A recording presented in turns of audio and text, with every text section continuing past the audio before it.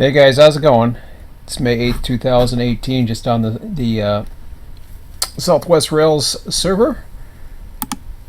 And I had to do a retake there because of goofiness on my end, which I didn't mean to. I'll have to go in and kill it later, if not sooner.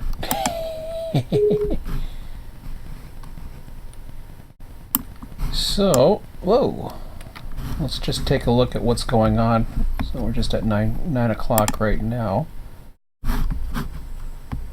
Now I did want to go into that. Oh man, I'm really screwed up now.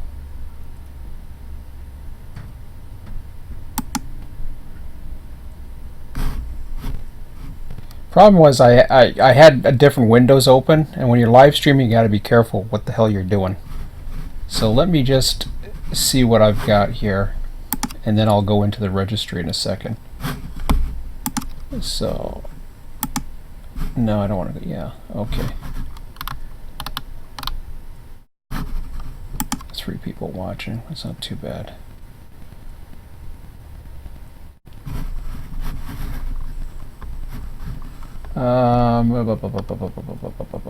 I'll just be a minute, guys. I just want to make sure everything is going okay.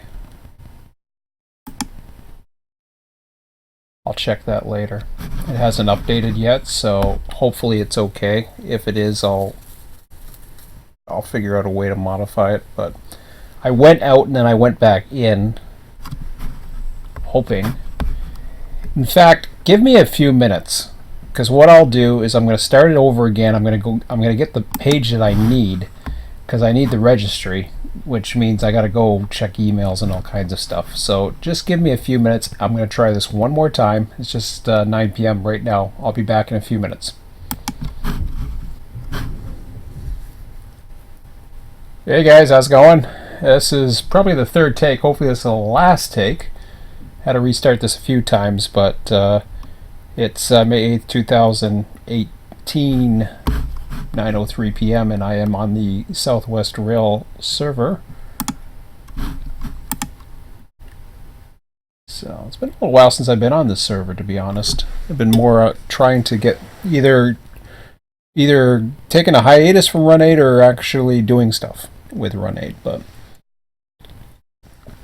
when I decided to shut down my server, I said to myself, if I ever want to or feel the need, to get that Run8 bug or whatever people have mentioned, then I'll go on a server that I'm affiliated with or have a good reputation with. And the Southwest Rail guys, as well as the Southeast guys, I got a good reputation with. So never had any hard feelings when we split our group up and did our thing.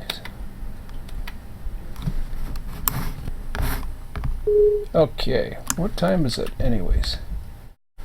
So what had happened was the reason why I retook this a few times was that I was in, and there was a few times where I just was totally out of it. But so they have Amtraks. I don't know exactly. It's been a long time. So I am going to be a little bit dry as to seeing what is available and what's not. Mojave, West Colton.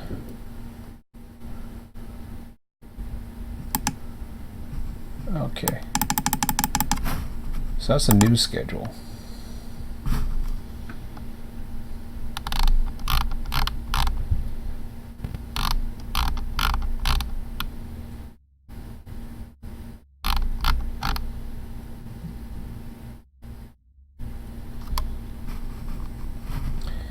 Alright, that might be one to try.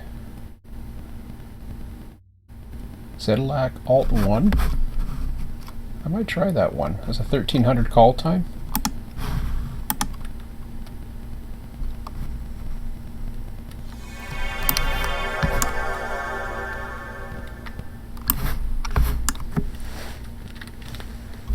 was thinking of doing one that came out of there, but oh wow, look at all the bare tables. They got a nice setup here.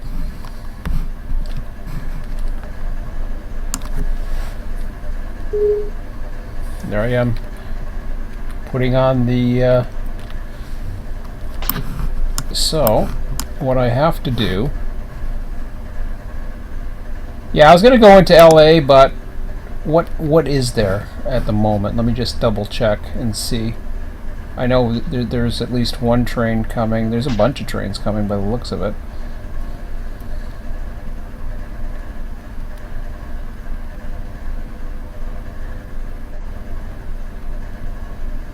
I could... Nah, I don't want to go down Cajon.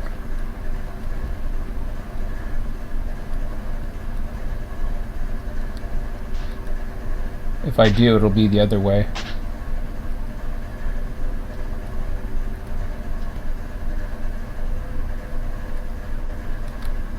Speaking of which, where is Cajon?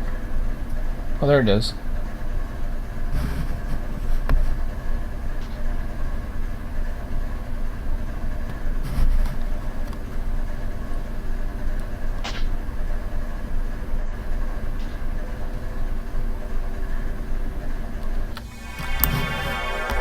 Well, let's just take a look and see if I can find him.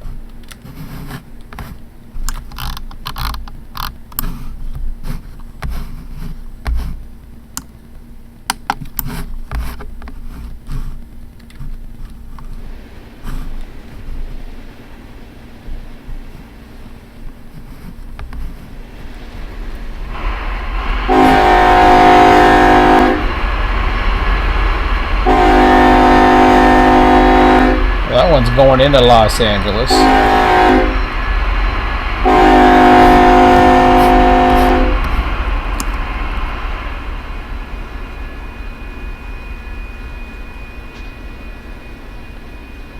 Okay, well, how about one more? What about this guy? Because I got 2 hours, so...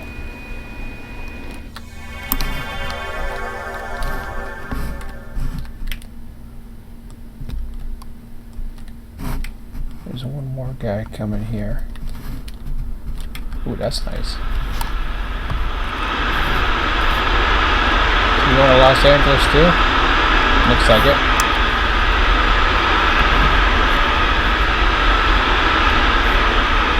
Okay, I'll try one more. I don't want to go too far away because I want... maybe not.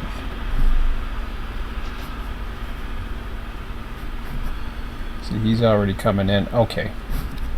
Let's go ahead and do what I was going to do. I was thinking of going down to the harbor. Like something that goes to the harbor, but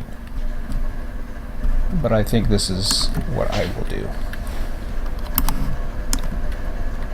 So, do we still have the registry? I think we do. Yeah, it's past 1300, right? Yeah, it's 1310. I already checked that.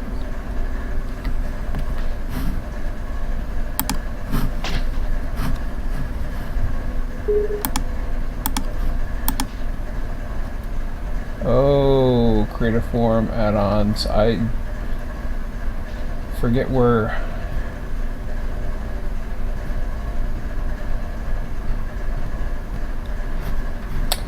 I forget where... I haven't done these in so long.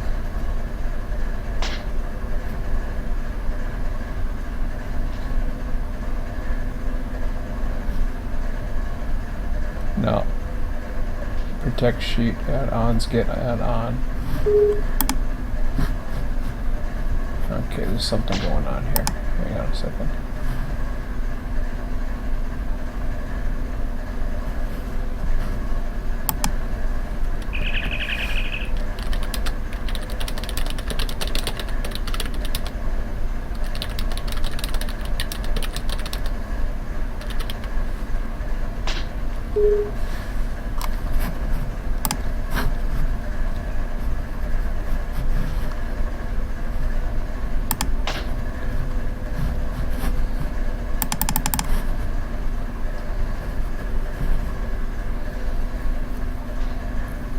Select Alt.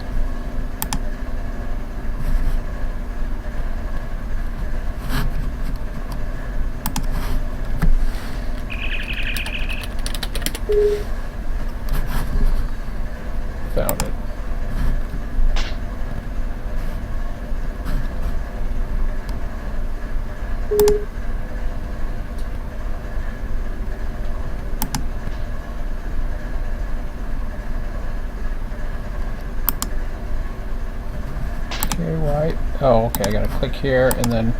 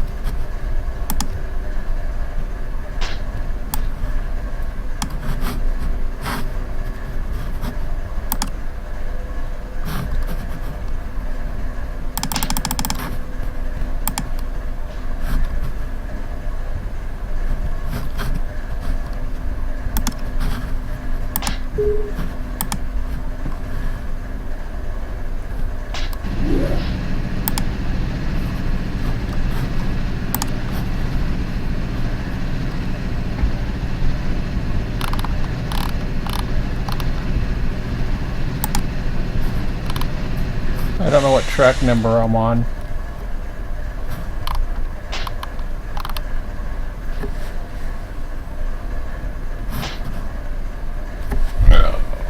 What track am I on?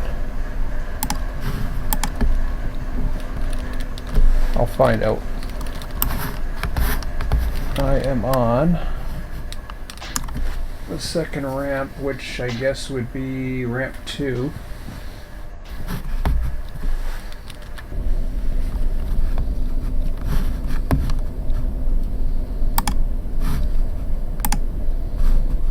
Yep. Weight length? I don't know what the hell that is. What do we got here?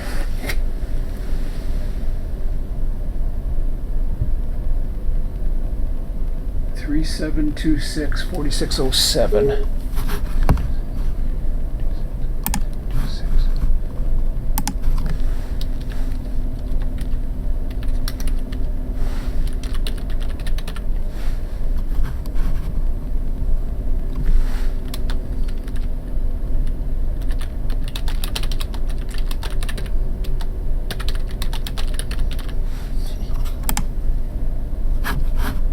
Okay.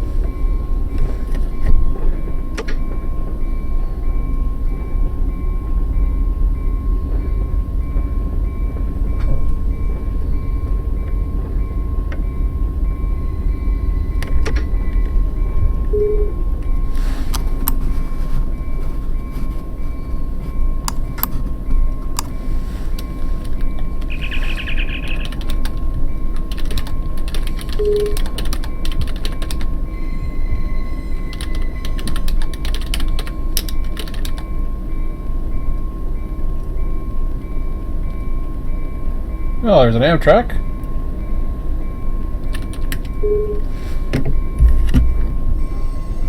Oh, that's the actual San Diego train too. Very nice.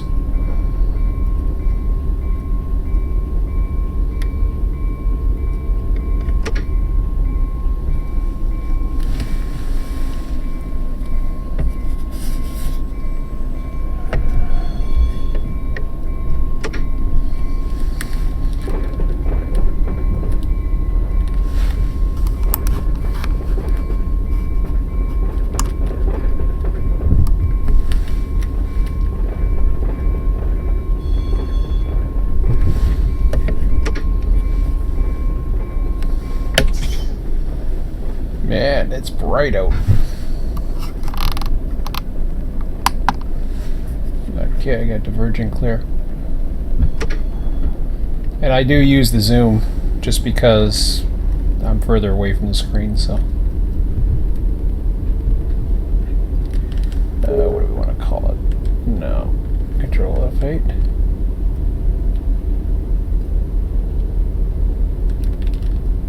There we go.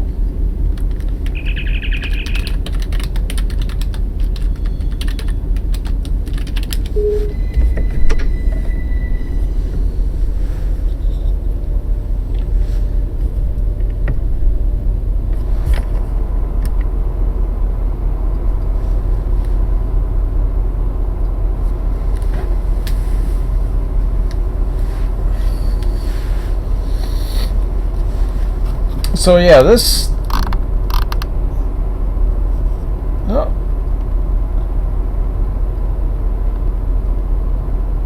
Is that a train coming in? I can't tell.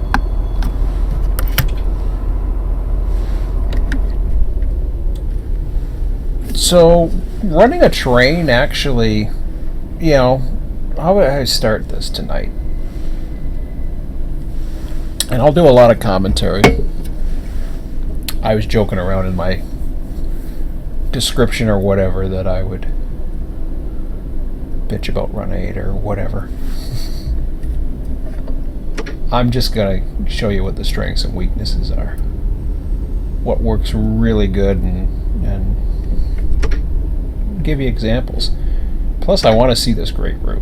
I really do. I never got a chance to really get outside the yard much.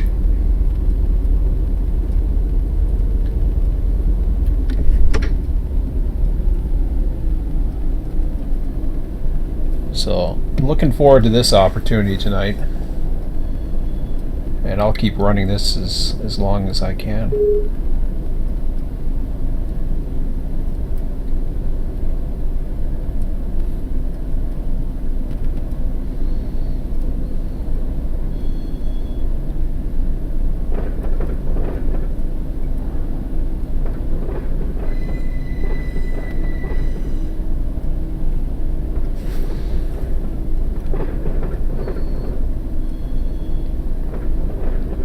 Boy, is it bright. I don't know, should I? Nah, I'll probably make it brighter if I turn the lights on. Or turn my lights off, I should say.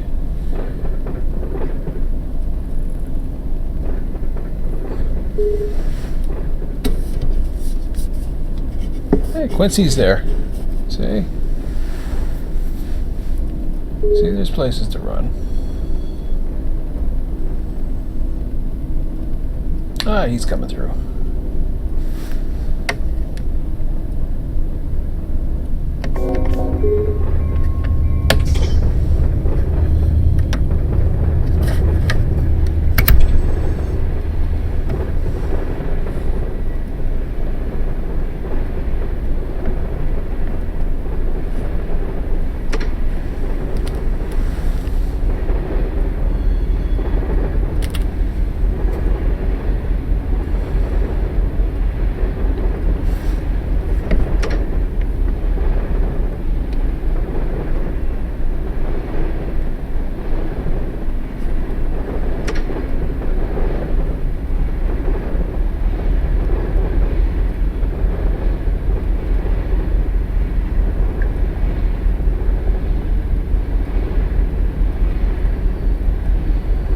See, I was looking for one of those trains to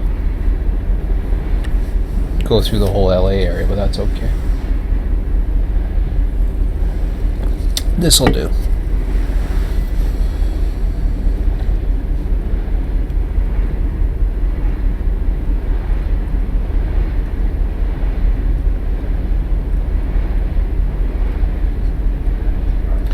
Now for me, seeing traffic, it's cool. It's much better than single player, especially after you run the line many times. I haven't run this line. I don't think I've run a full run yet. So I'm definitely looking forward to it, see what it's like. I've seen it, I've flown through it, I've done a little bit of switching, but really I haven't done much more beyond that. So I got the counter going there just to get me out of the 10-mile-an-hour zone of the manual switches.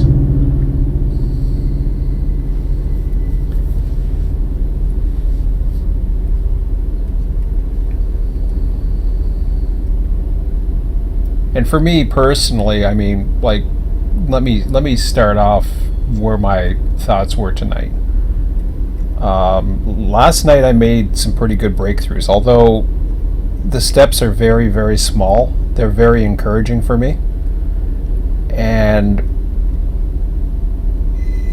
at first, because of the banging of my head against the wall trying to learn, you almost want to get a diversion, but I actually started getting momentum last night with my programming,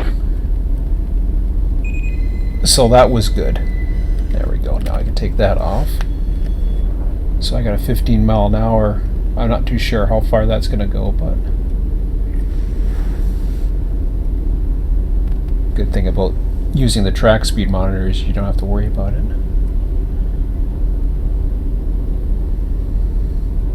I had a little bit of a nap tonight, so I might be able to run a little bit longer too. Well, we'll see. And now that I'm back into it, of course I enjoy this.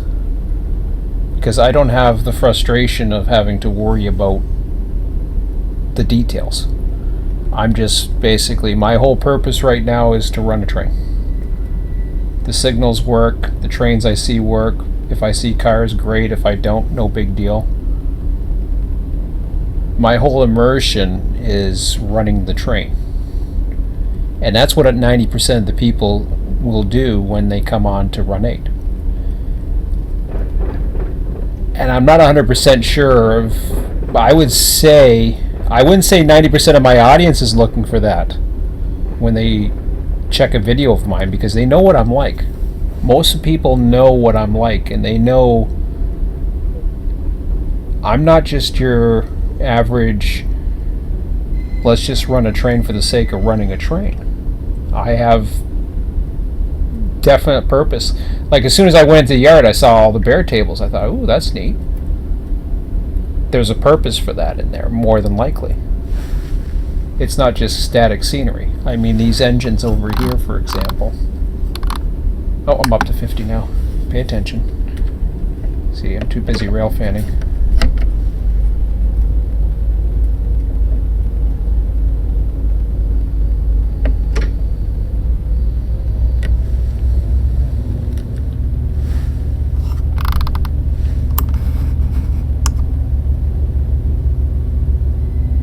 Very nice.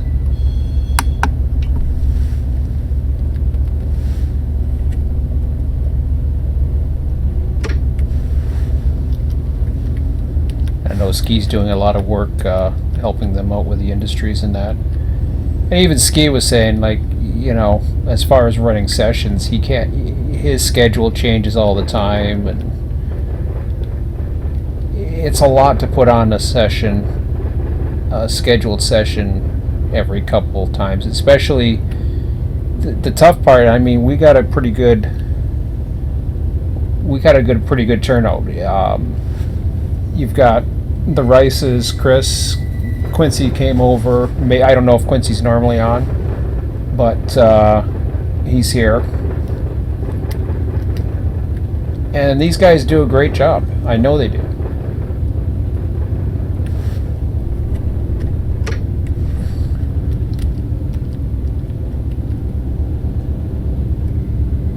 And it's never been about beating Southwest or anybody. I always just wanted to do my own thing. And our goals were very similar, but our goals are a little different, so I haven't been on since late last year, I think.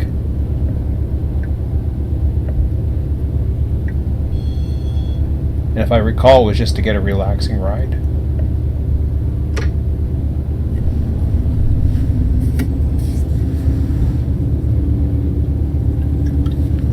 But this very well could become what I do for Run8. When I used to be a regular on Southwest, and I believe, yeah, it was after the split. I used to come on to Southwest quite a bit still. I would be dispatching with the guys.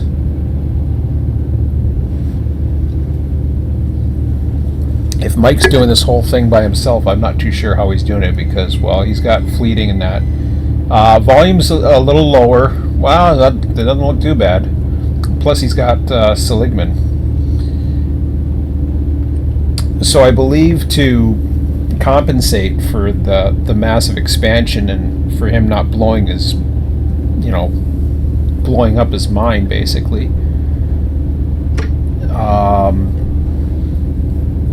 I believe he's doing some fleeting. I don't know all his strategies. I haven't been following. The only forums that I've followed has been the Train Sim forums, which have apparently they've died off again. Whoops, do I got a crossing there? I can't tell. No, it's a shadow.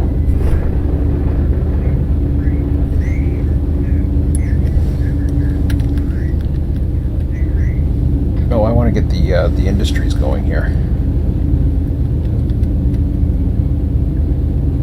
Yeah, I want to get those on, but I want to get the yep.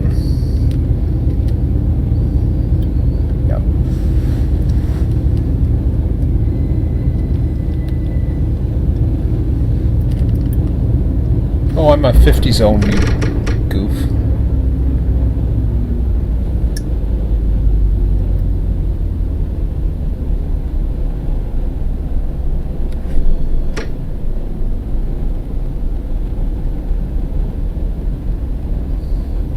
I was thinking it was 55, but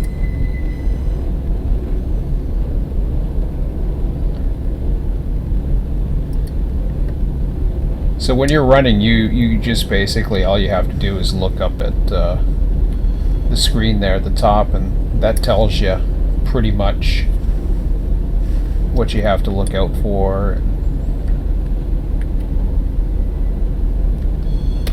I'll put the speed control on. No, I haven't seen any whistle crossings, but then again, sometimes I'm not paying attention.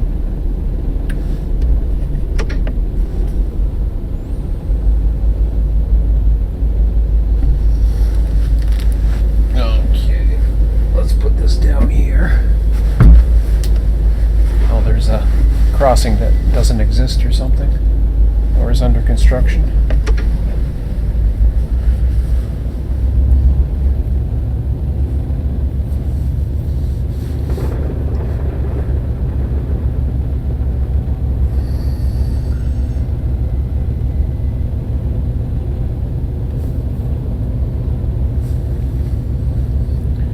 Now, from what I could see, most of the runs were pretty rapid going through, and then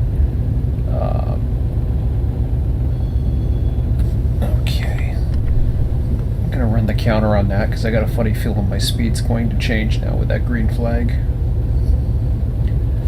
Oh, there's a train.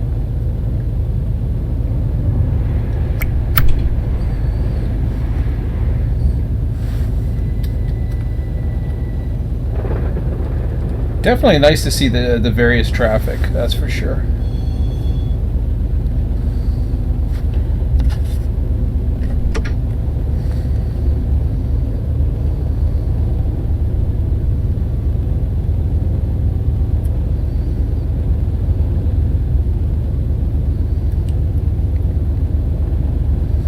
Ah, crap.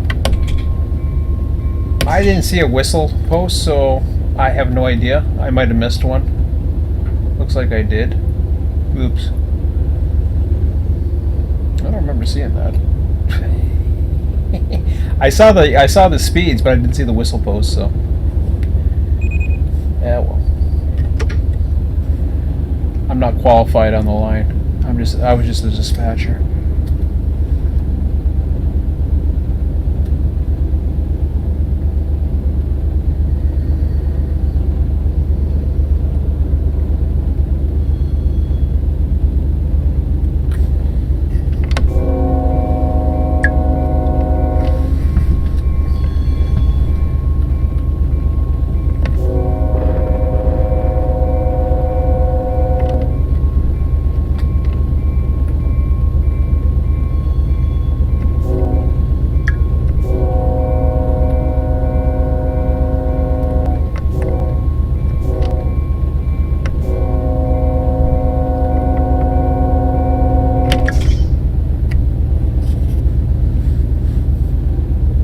Well, the counter ran off, but it still has me at 50.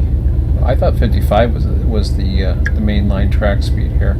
Oh, well, I don't know. Beats me.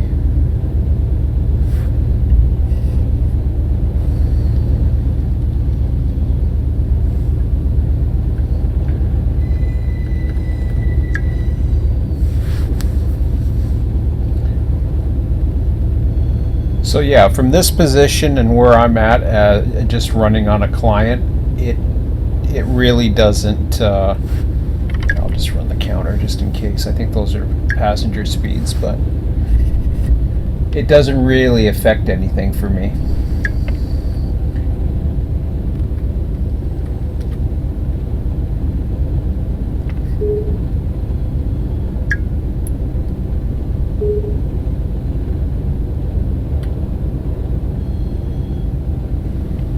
That's interesting with him doing the spawning too. I guess that's based on the schedule. So he's got a list of ones to spawn, and away he goes.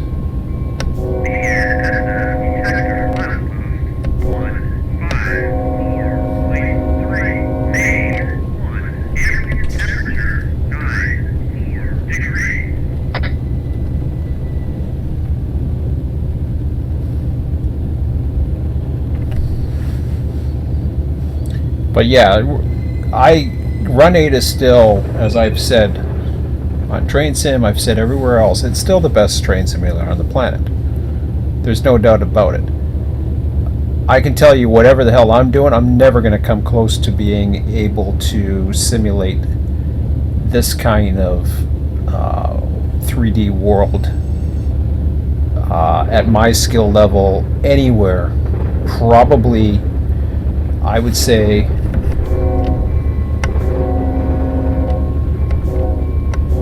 whistle post somewhere there, but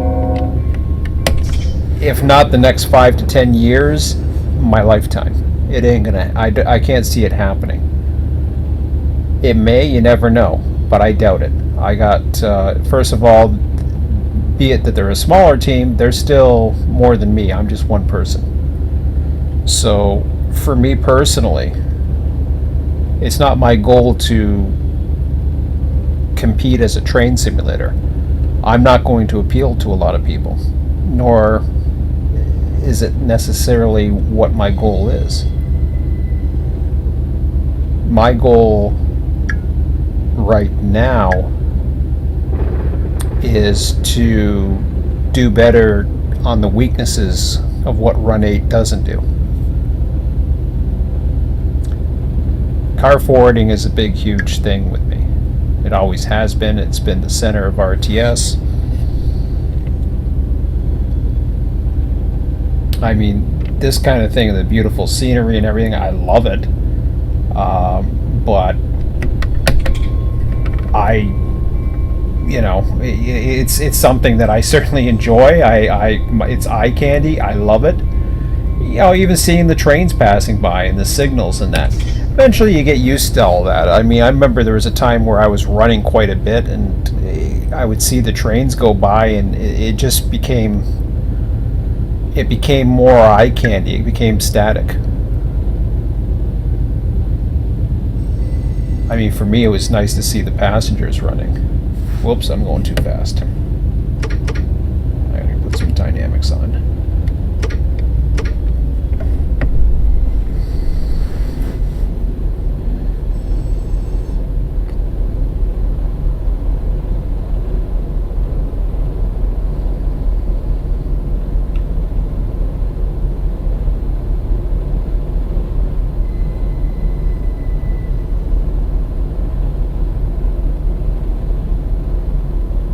But one thing I am noticing, and this is a trend that others have noticed too, this isn't just me, there's a lot of people that have grown tired of things. You only have so many choices out there. I think this is the between Southwest and Southeast, these are the two servers I recommend the most. Now, the reason why I don't run much on Southeast, despite the fact that I do love Florida, is they don't usually run with the dispatcher, and I prefer to run with the dispatcher as opposed to just switching and running.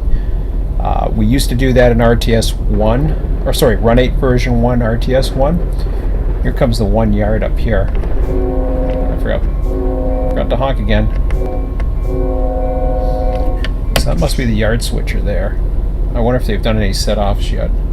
Doesn't look like it.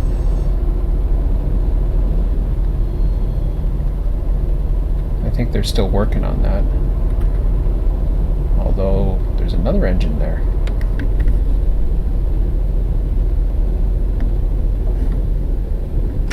Oh, that's the other local. Oh, that's interesting. Looks like the industries are empty at the moment. But they do have... If I know Ski, and he's been spearheading a lot of the assistance in this area, that'll be in there in no time.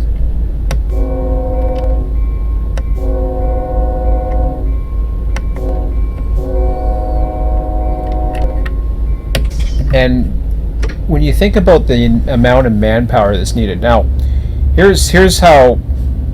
For those of you that may not be familiar with this, how the Southwest Rail Simulations runs their server. Now, like I said, I haven't been up to date with everything, but I'm going to give you at least roughly how I recall it, and how I see it's changed. Or I don't really see the change too much, except that they're using. What happens is they run dispatch sessions on Tuesdays and Thursday nights. I think they've had other dispatchers. I'm not too sure what's going on. Oh, there's some cars down there. There we go. So, yeah, so these were set off by Lakbar.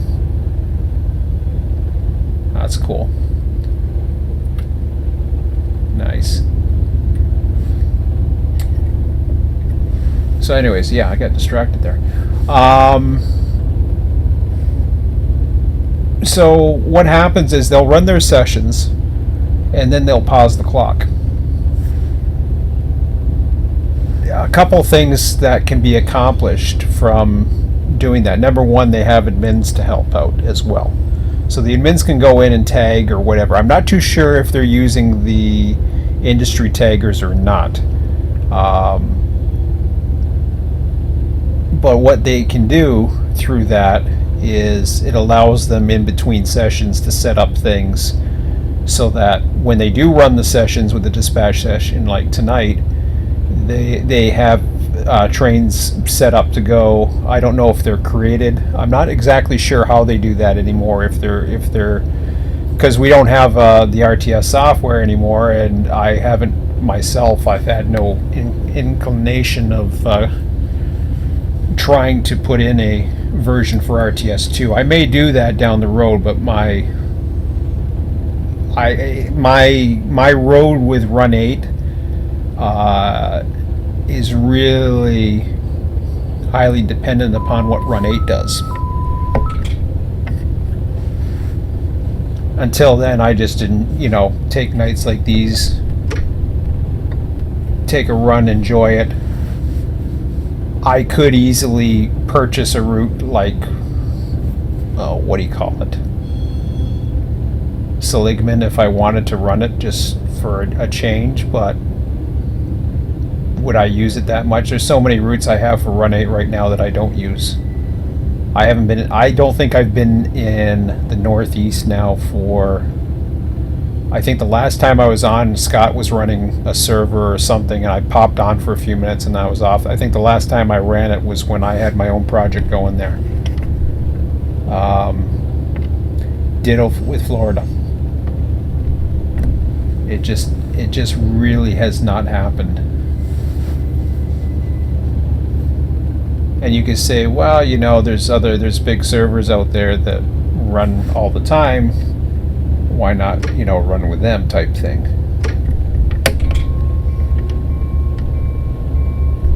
And if it was that important to me, I would.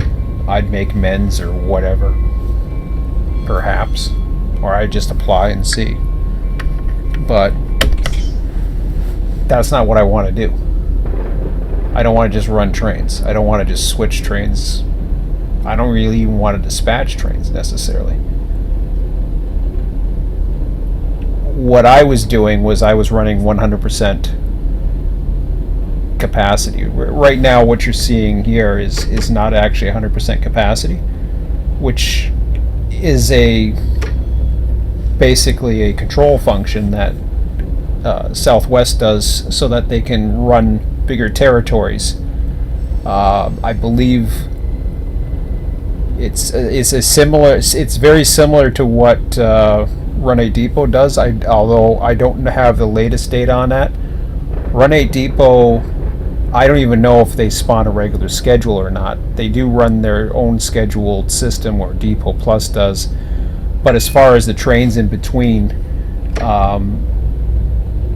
I was trying to push Run8 to its absolute limits of being able to be 100% prototypical as much as possible. And no matter, because every route is so busy, it requires so much manpower. The closest thing I had was Mojave. Mojave sub was pretty good. And the reason why I say Mojave sub was pretty good is because no matter what they tagged those industries for, they all went back.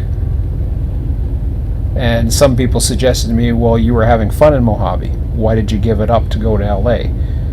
And I think ultimately I would have anyways. Mojave was one of the first routes. Yeah, I went back to it and I could have fun on it, but then I realized how much more there was out there. Okay, I got a speed reduction coming up in 2.4 miles, but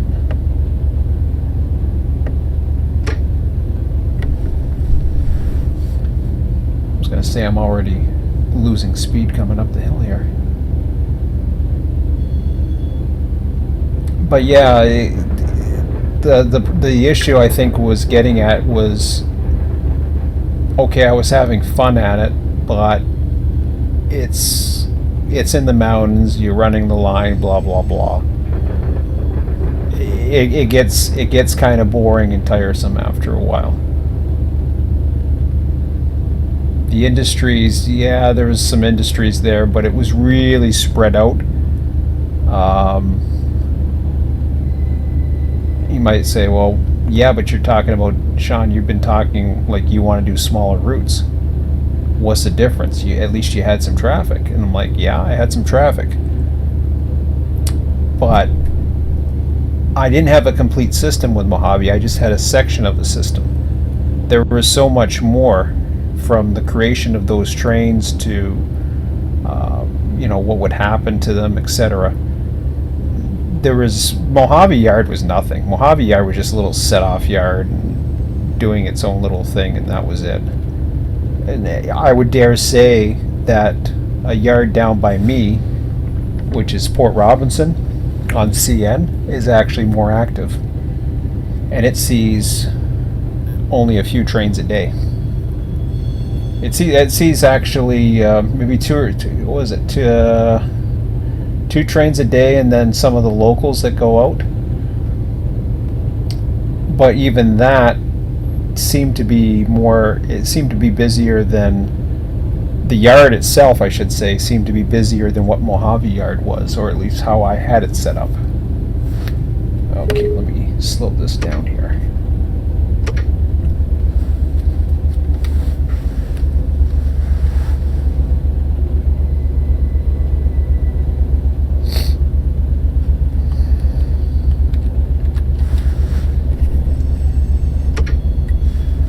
So that's why I didn't go back to that. Especially since I liked LA and I liked the challenge of LA, and there was a lot of aspects about LA I liked. But that got me into wanting that whole big system. Having that whole big system and being able to manage it. When I look back, and I've always said that this is the best train simulator on the planet. There's no competition for this. There still is no competition for this. I saw a simulator the other day that was really good. I really liked it, and I think it's called Diesel Railcard Simulator. And I was tempted to get it, and then I didn't. And it wasn't because it wasn't good. It did exactly what it was supposed to do. Oh, here's Fullerton. Very nice. But it did exactly what it was supposed to do. But for me, what stopped me from buying it was, number one, I'm trying to be careful with money. If I had money to throw around, I probably would have got it, just to have some fun with it. But I do have that set to 40, right? Yeah, I do. Okay. But I would dare say that could very well be the best diesel car rail simulator on the planet. Is it the best train simulator on the planet? Probably not. But it does a good job for what it does. And that's all that matters. Okay, so I'm in the 40 zone now.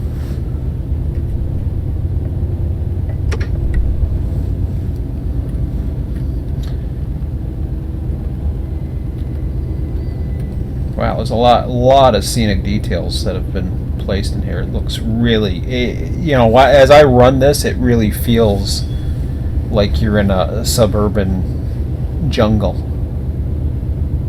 which is cool.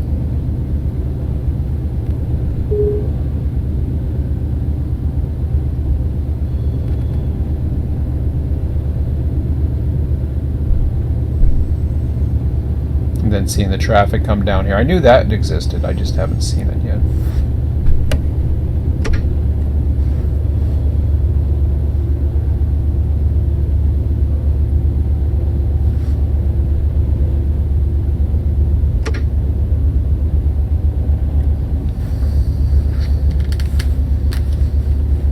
Haven't taken a look at the... Yeah, okay, I got no cars behind me, I don't think.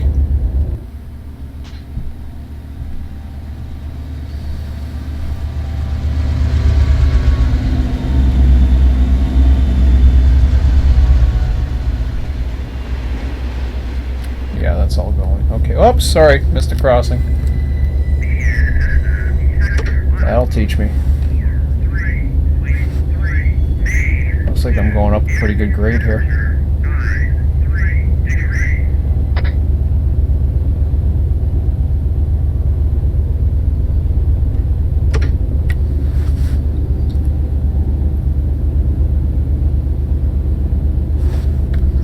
When did I put the brights out again?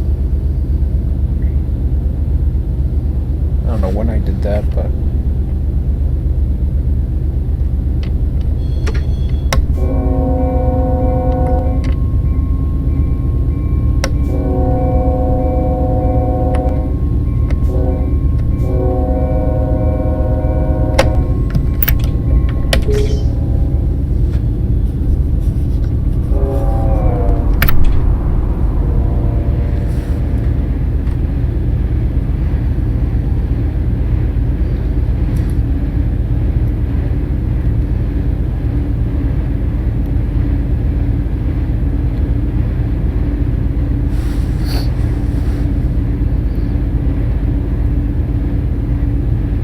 So yeah, getting back to freight yard managers, we got a train passing by me.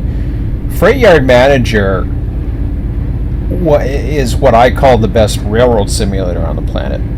To this day, I don't know what if, or what they've got going on, if anything. But what it did was it did a really good job of simulating a railroad network. So for me, that was always something that I looked at as really cool.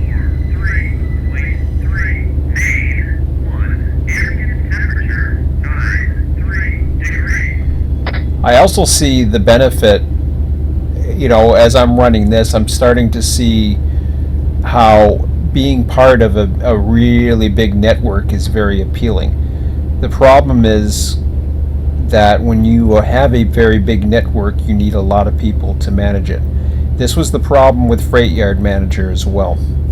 What happened with Freight Yard Manager, and I was part of their community for a long time as well, and they're a 2D simulator, but they had operating hump yards way before Run8 was even started, and it was really cool. I mean, I remember being the yard master, and when you're a yard master, you're the only one who runs it. It's your yard. You basically take ownership of the yard, and it's an on-demand system. So if you can't keep up with demand, like if you have, basically it's not a pay to play because it was totally free, but what it is it's a pay to play in the sense that you have to put your time into it. If you don't have time, you don't get the cool yards. And what had happened was, when I was in the peak of running Freight Yard Manager, I had all the time. I could schedule trains, I could do all kinds of things to, basically deal with the hump and build trains and do all kinds of crazy things. It was when I suddenly got busy in real life that reality hit, and I had to give up some of my fun yards. That was when I started, at the time, looking for Microsoft Train Simulator as a somehow connection. And I didn't know how that connection was going to work, but I also had the RTS concept going on. Now, back then it was just a concept. I didn't have game engines like we have now. I was basically, no pun intended, I had BASIC, I had, or Visual Basic was the other one. I had various tools that I could use to try to create something that was going to propel my visions for RTS. I even had designs down. And one of the things that I talked to the Freight Yard Manager guys at the time, Jim Hill was the main leader. I think he got rid of it or sold it or did something to it. But anyways, at the time I said it'd be nice to have AI. It would be nice to be able to have the system automatically do things, so that even if you don't have time, or that you can cooperate with others or do all kinds of different things. And there was some cooperation, but it was always under control of one yard master who made sure he oversaw everything.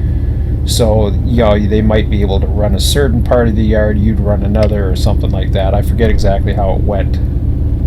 Oh, I'm back up to 50 again. I gotta pay attention.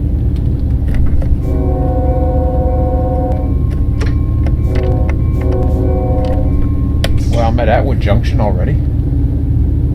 Oh, never mind. That's Atwood Junction.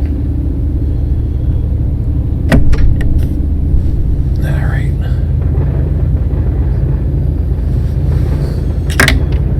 Getting it confused with further further down the line.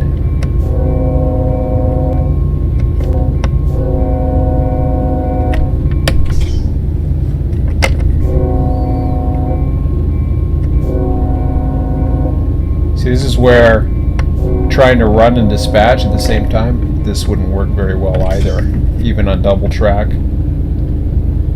Let's see if I can hit it here. There we go.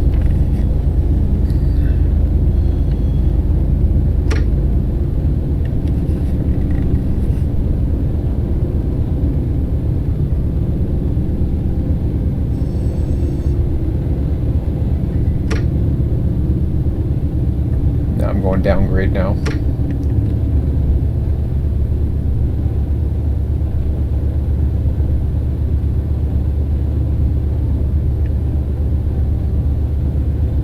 Well, see, they've had some local switching. Good to see.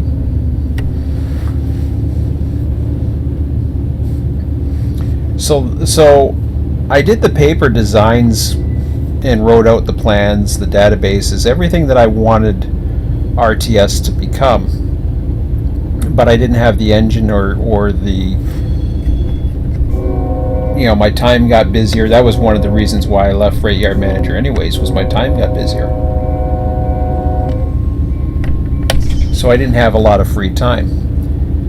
And what ended up happening there was, so Freight Yard Manager was there.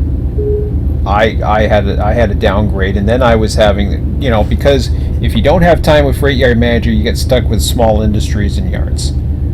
You don't get the busy places. I had to give Toronto Mac Yard up. I hated giving up that yard because I loved it. It was fun. It was a yard that I knew the trains coming in and out of them. I could really, and the cool thing about Freight Yard Manager was I can generate real life trains going to quote unquote real life locations that had real life, not necessarily real life demand, but it had something.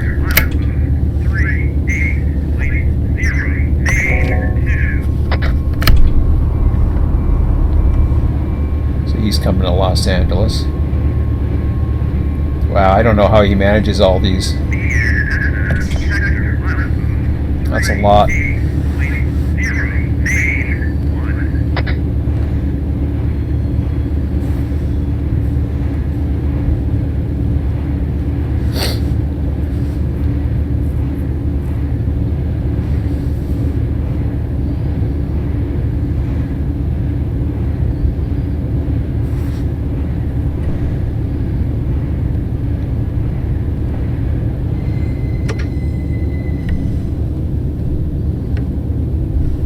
So we got another speed reduction coming up.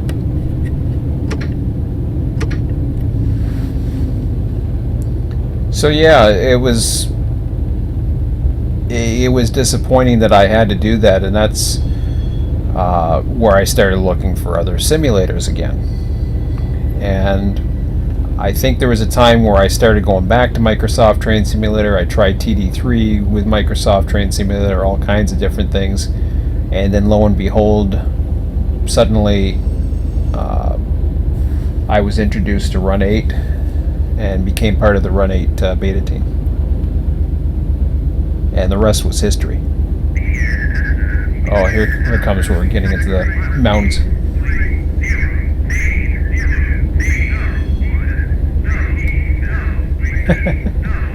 That looks cool.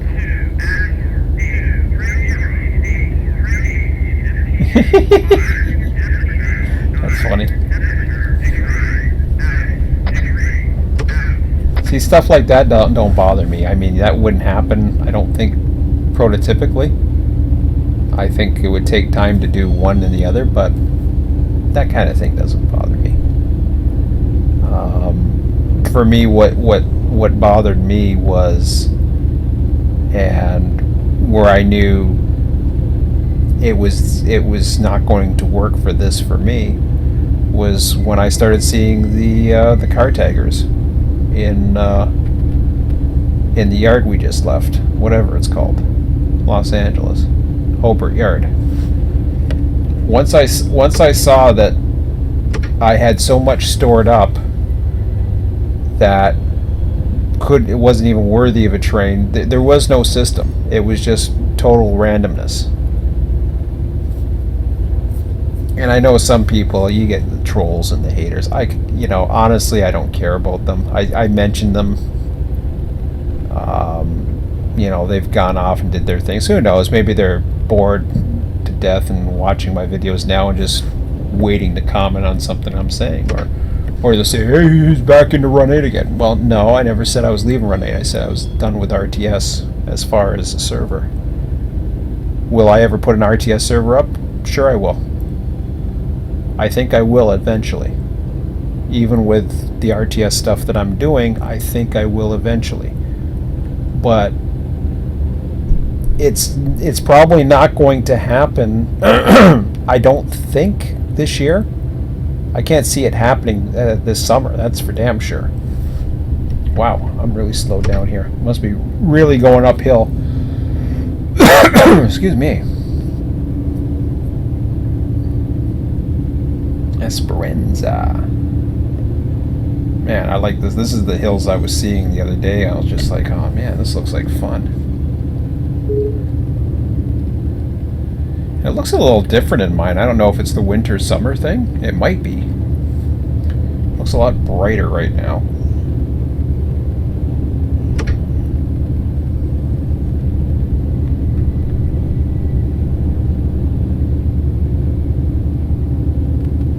That looks cool. This kind of reminds me of Cajon in a way. Okay, so now we're at 45 again.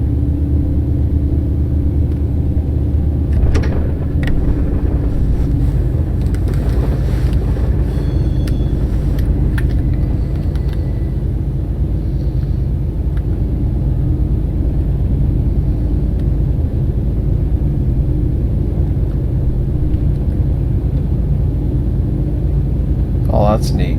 I like this. Very scenic.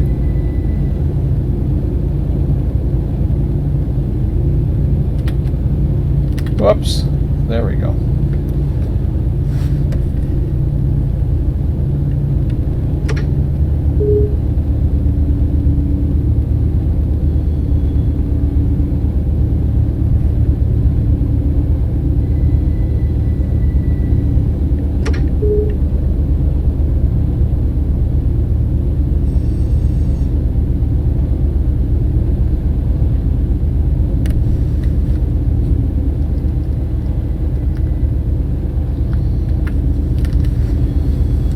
So one of the things that also happens, double track main lines, a lot of people say they're boring. And yes, they can be boring. I mean, what's for me right now, I'm not overtaking anything. I'm just running. For all I know, I could be fleeted. I'm not sure. I know Mike has to take care of the traffic coming into LA. He's got traffic building up. I've seen some going to the harbor, but I've seen some others going into LA, so he's got to take care of some of the things that change routes, etc. He doesn't have an external dispatcher to work on, so he's only got the F3. It's very similar to what's going on with Sligman sub, so I imagine there's a lot of fleeting taking place. But really, the traffic levels are not at what I would probably say 100%, although I've seen a fair amount of traffic, which is encouraging.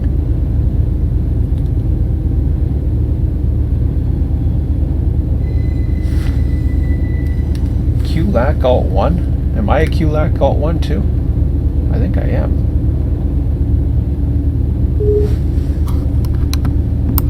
He's probably got a couple of them. Oh, I'm ZLAC Alt 1. Okay. I wonder whereabouts he is.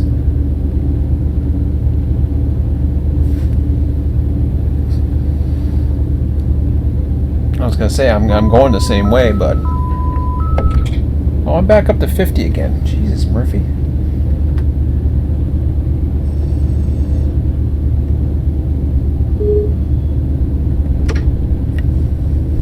I don't know when I got out of that 50, but I wasn't paying attention, obviously.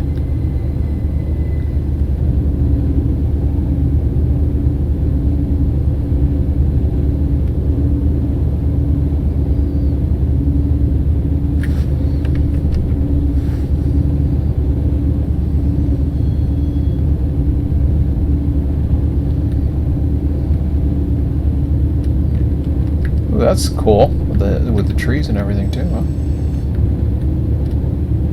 Okay, here we go, and boom. Boom, boom, boom, boom, boom, boom. Now go up. You don't want to get past 49, do you? Alright, that's fine. You go 49.4, I don't care.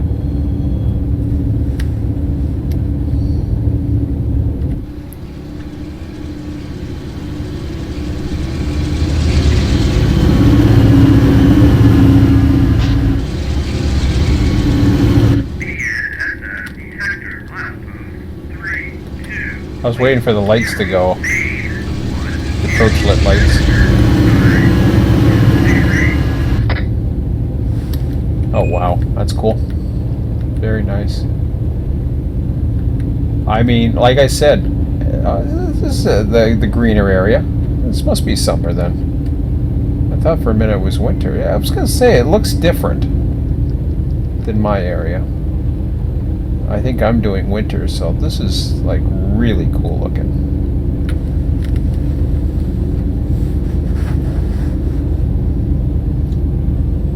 But when you have the reduced capacity though, and you're fleeting or whatever, and you don't have that much capacity, you don't really need you don't have too much in lines of using the crossovers and really utilizing the double track to its fullest, because what happens is if you take a look at, I won't bother going into it, but I remember when we used to run needles and we actually ran 100% capacity, there was meets all the time. There you would have overtakes, you'd have all kinds of crazy stuff happening, but that requires a lot of manpower dispatching.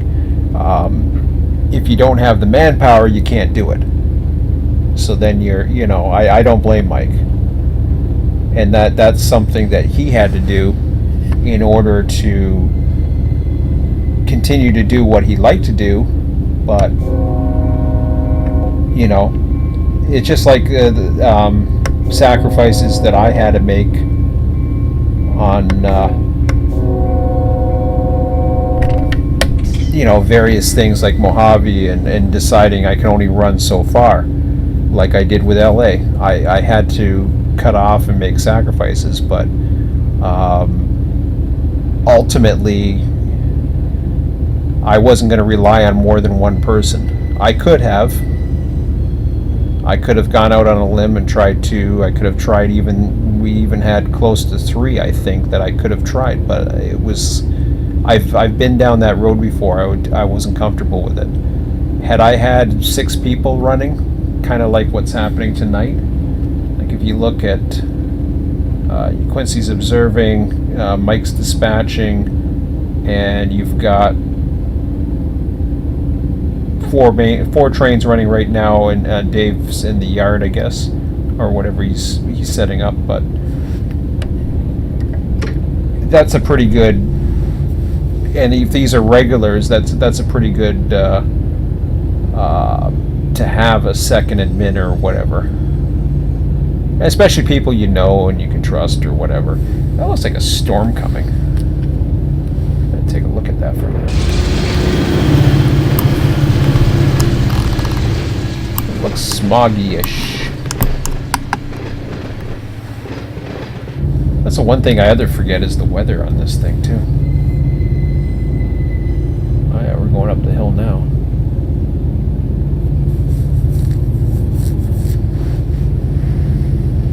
But yeah, I know I'm critical of Run8. I understand some of the backlash. You say, hey, complaining. No, I'm just trying to work out. I'm trying to work out what works best for me, what I can get out of Run8, and I've pushed Run8 as far as I can push it for now. going in and, just because I'm doing my own thing on the side, and this by no means am I going to stop programming either. I'm starting to get into a momentum. The only time I would stop programming is if I felt I couldn't accomplish the goals that I set out to do, or it was too hard, or was too much work. I'm not much for coding, so that could easily happen, but I don't think it will. It's just a matter of me learning the keywords and basically applying what I've learned from one place and applying it somewhere else. That's the way I've always coded. Because I'm not good with memory, all I have to do is take what I learned from one place, apply it somewhere else, and bingo. You're just copying and pasting. What works in one place can work somewhere else, etc., etc. It's as simple as that. So you don't have to remember. You can use it as use the code itself as a memory, as a like a post-it note. Works very well.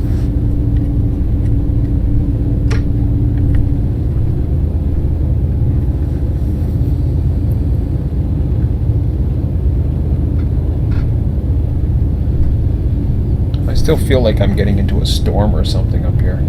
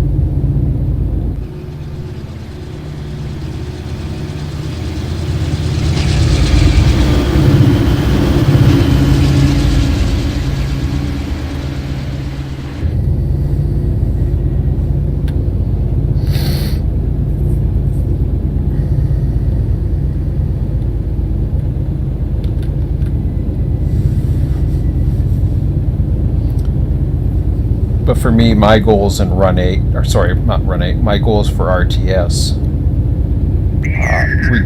I knew that was going to happen. I'll save that comment for a minute.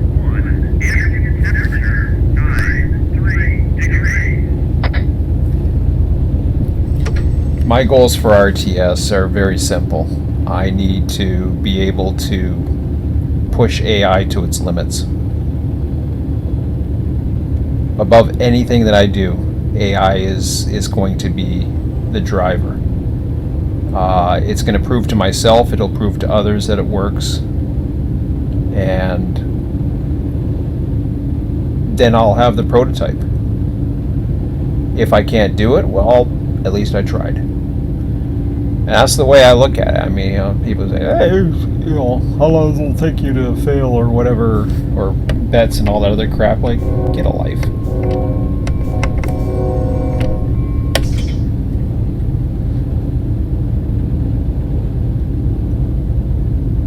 And it's fun with the trolls. It really is, because I have fun when the trolls start with me. They say don't feed the trolls. I actually enjoy it. I find it, they find it entertaining to come on and make bets when I'm going to fail or something like that. I'm like, you don't have a server that you enjoy or watch or do or whatever? One person said, was like, and they do it for entertainment value or something or blah blah blah. I was like, no, you don't have a life, or you just love being an antagonizer. I've never figured out people who love to troll. I love people who like to debate, or intellectuals, and have more than a pea brain, who can actually come up with something. I remember one of this one guy's arguments. He was saying, what was he saying? Oh yeah, well it's your fault because you're the one who put the values in or something. It's not Run8, it's you, or something like that. I'm like, yeah, okay, whatever. First of all, I'm using the industries that Run8 provided. I'm not changing them. I hadn't even altered them yet. The only thing I changed was the scheduling. So, what does that have to do with anything? It has absolutely nothing to do with anything. Oh, this is cool. Is this the, whatchamacallit? Yeah, Corona, okay. I was thinking it was something else, but that's cool.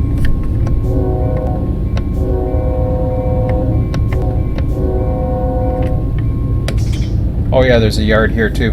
That's right.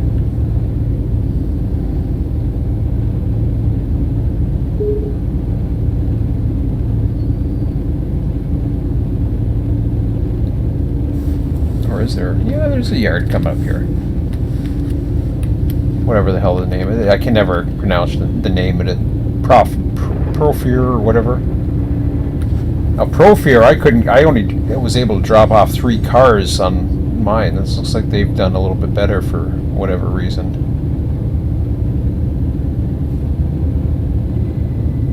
Oh yeah, they got a pretty good setup by the looks of it. And they could be running more supply trains or however else it's doing. I'm not sure, but that looks pretty good. Even got a local ready by the looks of it. So that's nice.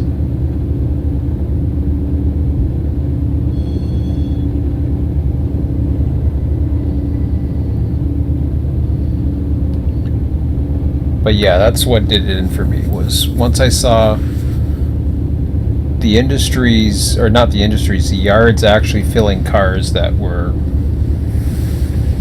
had no bearing as to what it called in the past or future, really didn't have a history. Like there's nothing in the save files that saves the history of as to what you call. Oh, I remember seeing this guy earlier.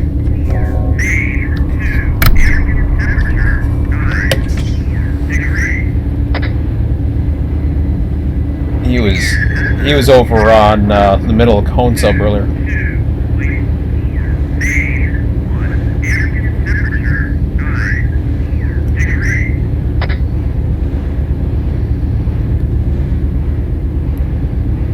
And I was originally looking at those trains. I was thinking, yeah, I'd love to get a train that heads into the ditch, basically.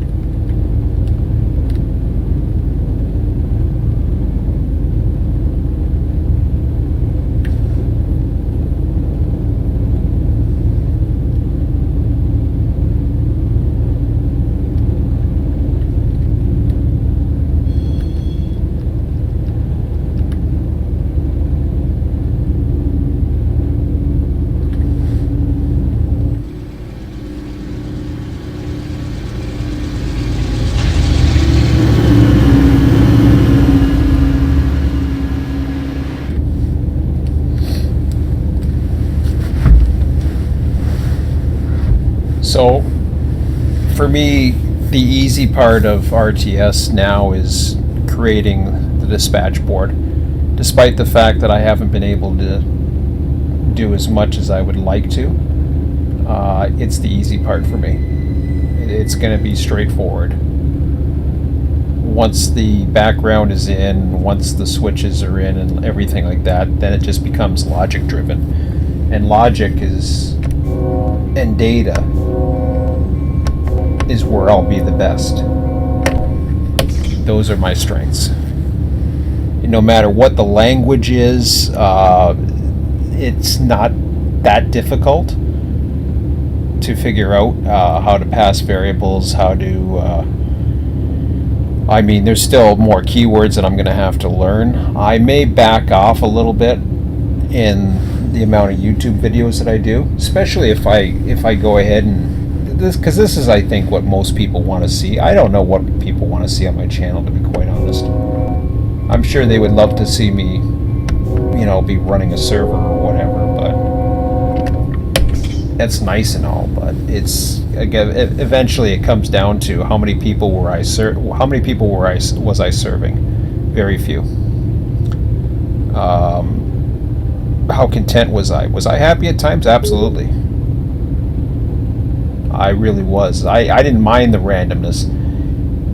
In fact, in Mojave it didn't make a difference because it could tag anything it wanted, but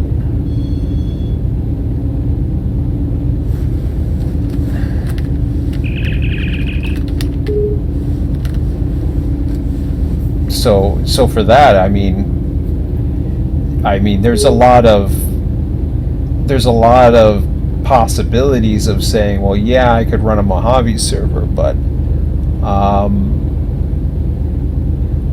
true, I'll miss dispatching. That's one thing I'll miss, and that at some point I may decide to go single player. I won't go server. I'll go single player if I do it. But I would much rather, if I'm going to miss dispatching, and see, this is where the trick comes. Yes, I'm making an AI dispatcher, but it's also going to be capable of doing manual dispatching. Anything that I do is going to be able to do either or for RTS. And once I have a compelling dispatching environment, now I have to make it smarter.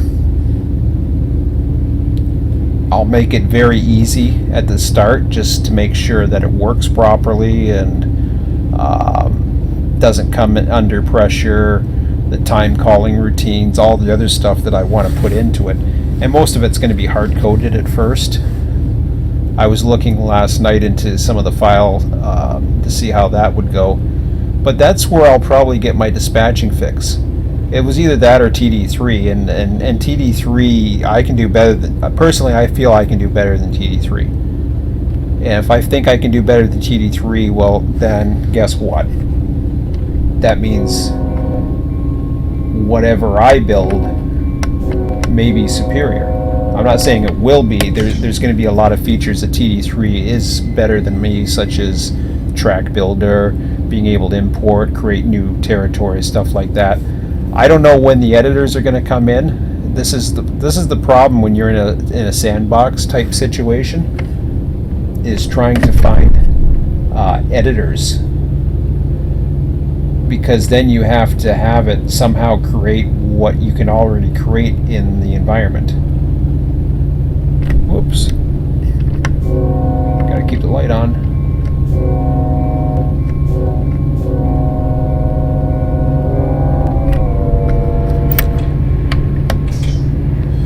There's all the cars I'm missing.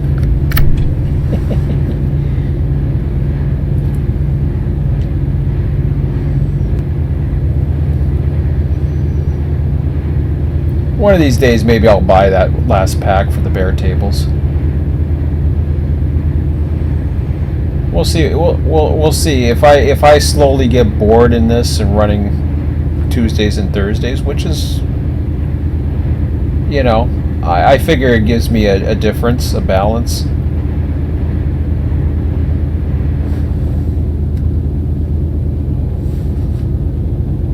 Since I don't feel like running my own server any longer at this point, then, you know, this is something that I might do more. I who knows, maybe at some point I might even be interested in getting Seligman. I don't know.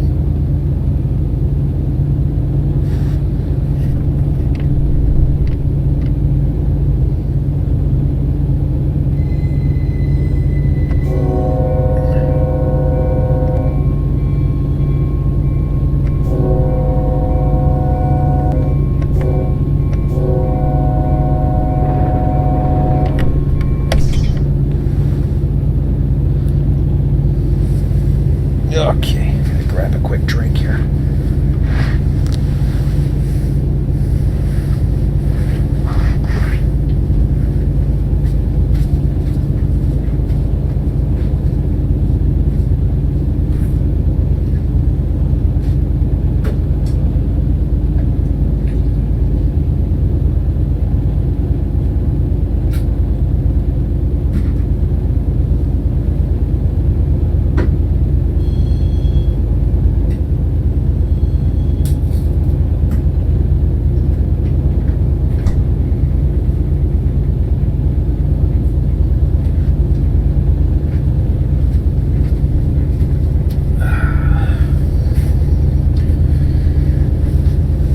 So do a quick drink and a small snack. Alrighty. Oh, gotta clean that up.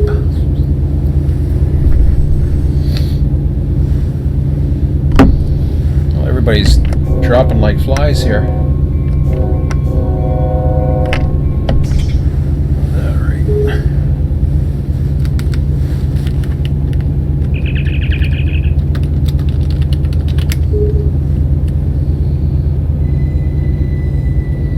Just me and Chris now. Well, Mike's up there still. I don't know if Mike and Dave are on. I thought they left.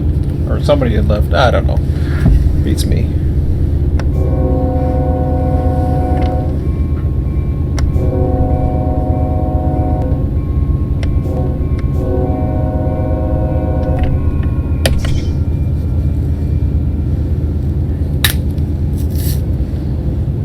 That's cool. I like that.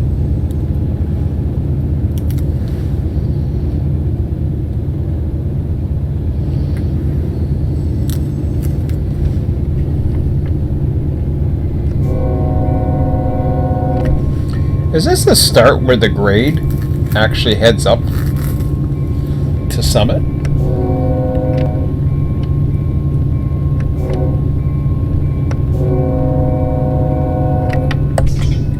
If I go notch 7, or even notch 6, am I going to drop? Haven't tried that in a while, but yeah, it looks like I didn't need to.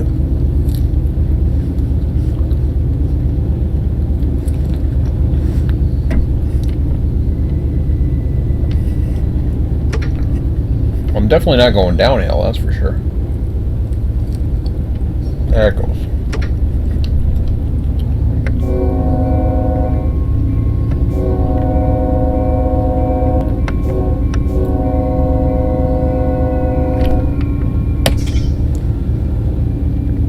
Said grade signal, so must be.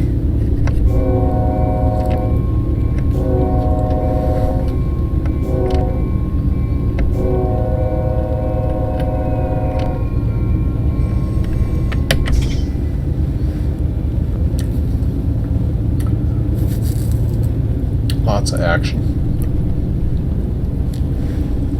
Or I shouldn't say a lot of action, a lot of scenery, I should say. The action isn't that big, but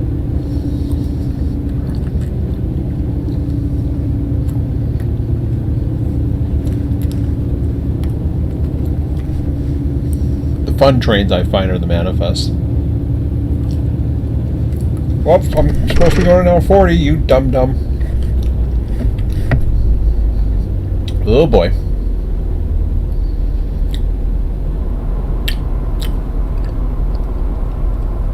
That gave me into trouble.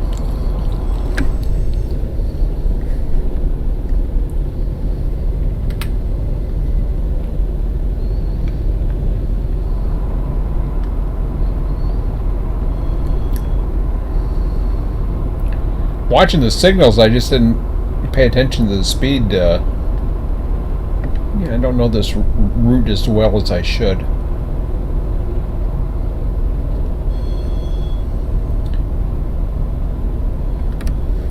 Yeah.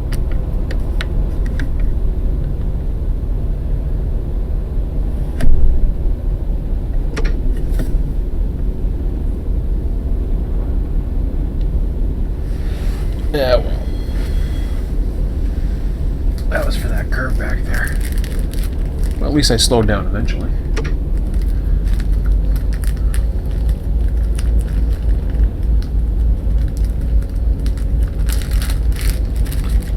Yeah, they did a really good job on the scenery with this route. No doubt about it.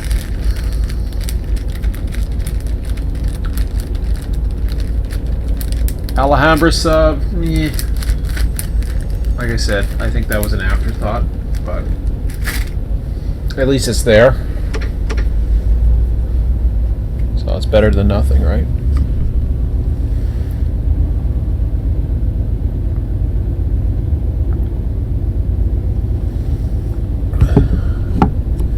I don't even know if there's anything on UP at the moment. Well, it looks like there's stuff out there.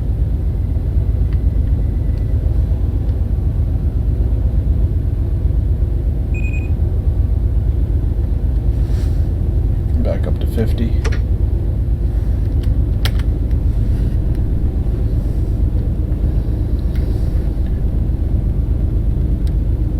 Oh, there's West Riverside here. Nice.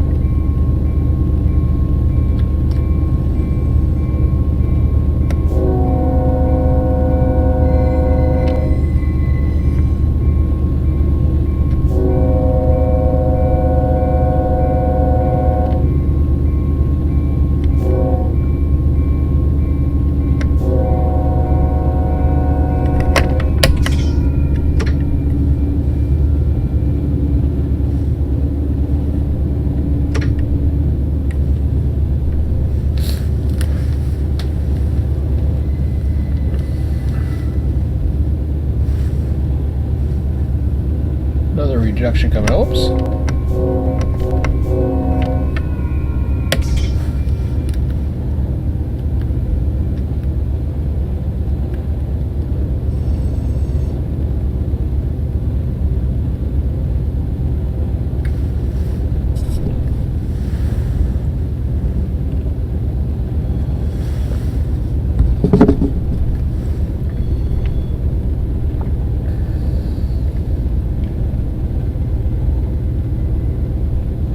So not as intense for rail crossings as Sanford sub, but it takes a lot to dispatch a big area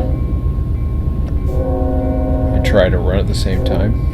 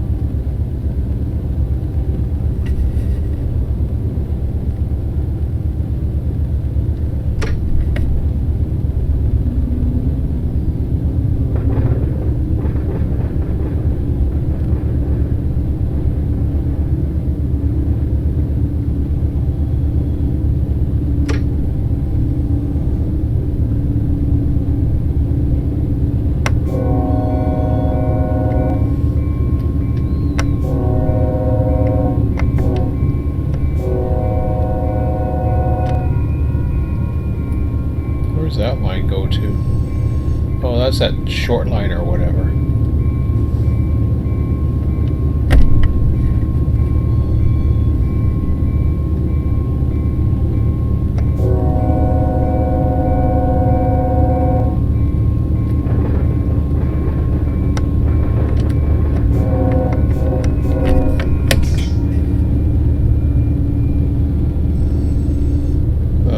Whatchamacallit branch, whatever that is.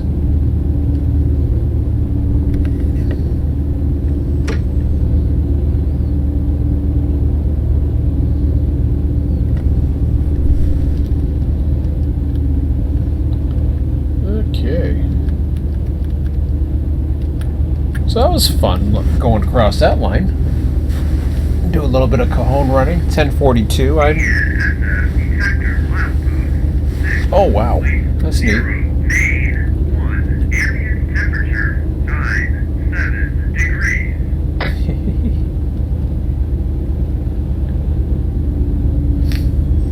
That was cool seeing the interstate there.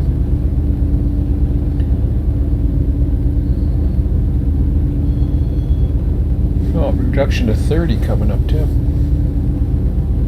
Oh, that'll be a Colton, probably. Haven't seen what the transition looks like. I've mainly focused on West Riverside moving forward, so.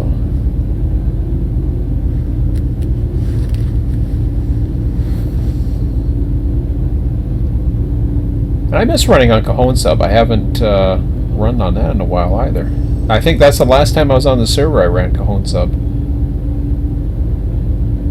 Always one of the more scenic California runs for sure.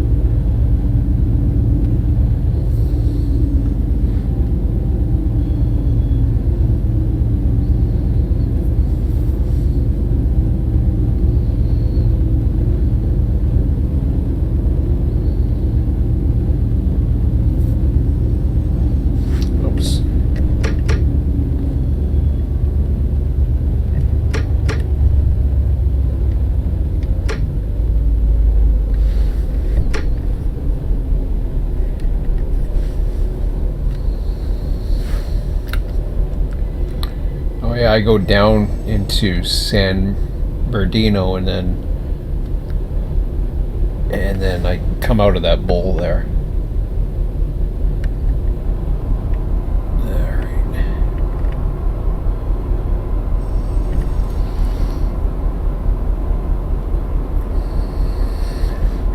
It's usually notch 8 going up, but we'll see.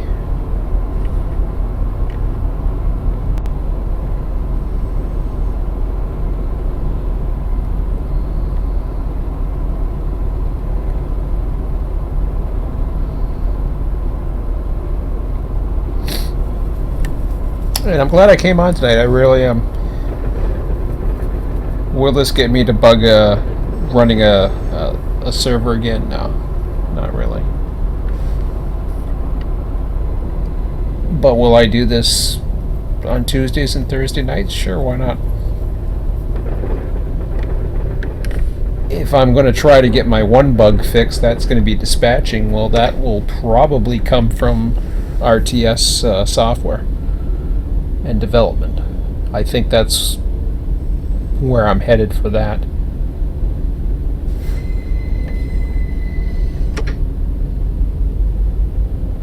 That was weird.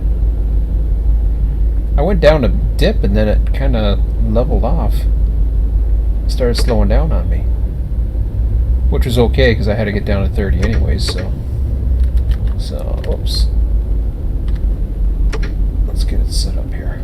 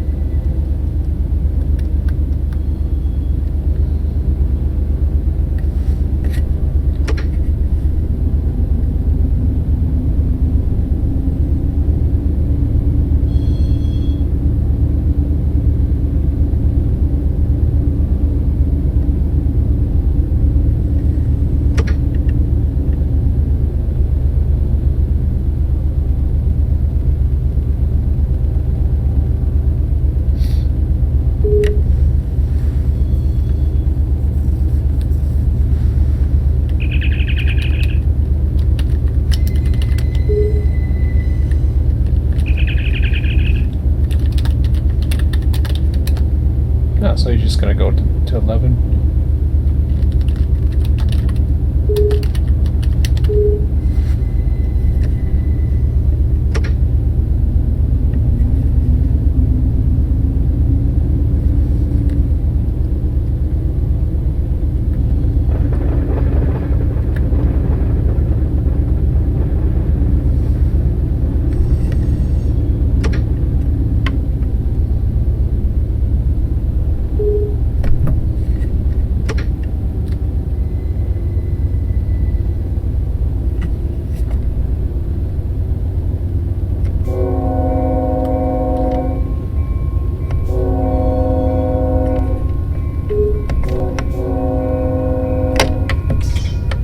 There's ADM.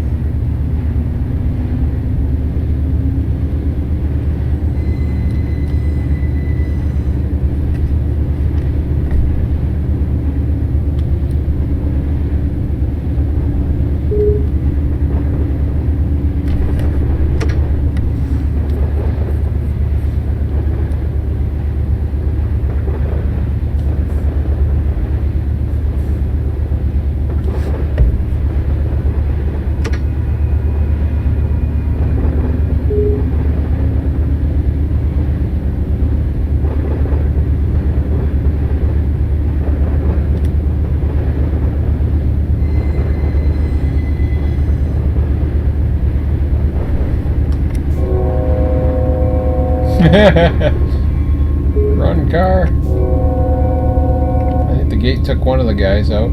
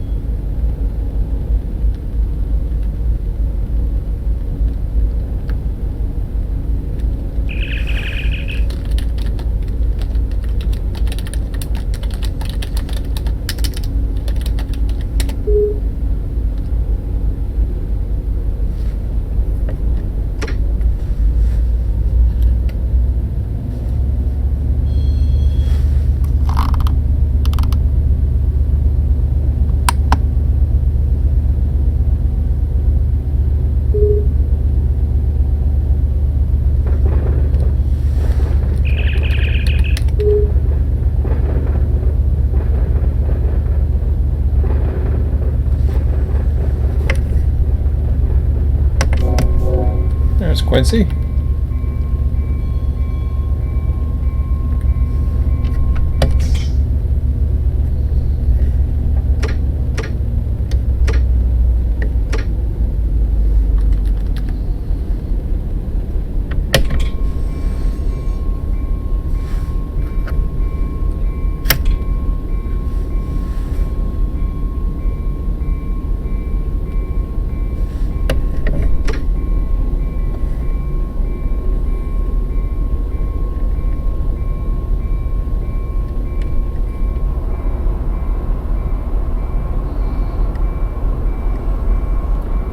So what they do now, like, is again, like for you guys that aren't familiar with the Southwest server, at the top of the hour that clock will pause. It may pause, or they might have to set it again. But what they do is they stop all the mainline traffic and keep it 24/7 so that they can run their manual switching jobs, and that keeps as much of the switching as is needed during the week for those that are looking for switching jobs, so they can come on. I was looking last week. I was looking earlier in the week, actually. I was going to come on, but I couldn't find anything. So, but that's something I like to do too. I just haven't done it in a while. So if I need my fix for running switchers or yards or whatever, I know where to come. It's a little bit different when you're running your own server. You really don't have time to. You're so busy trying to keep up with what you're doing. It's difficult to.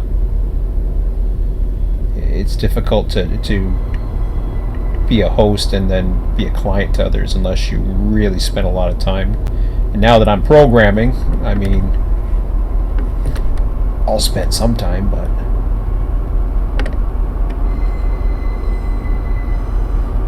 But tomorrow night I'll be back. If I'm not doing anything with my son, I'll be on early on doing stuff, so.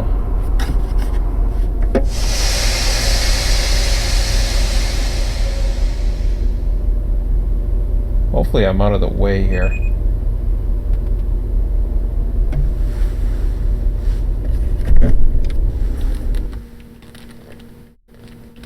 Oh, do I need to,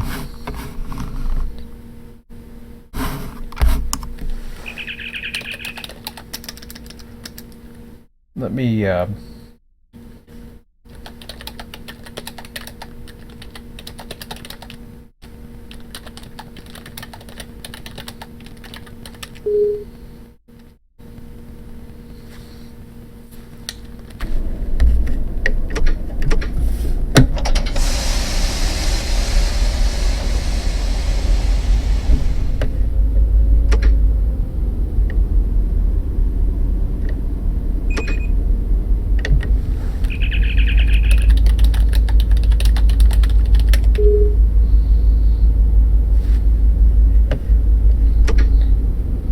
what happens is sometimes they will,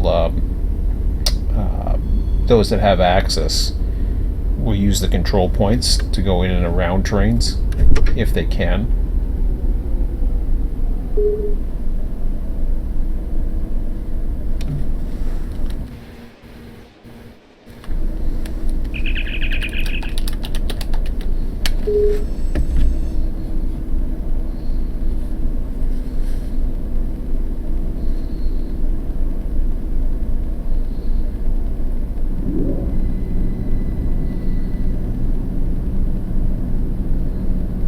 He's at the top of the hour now, so he's done dispatching.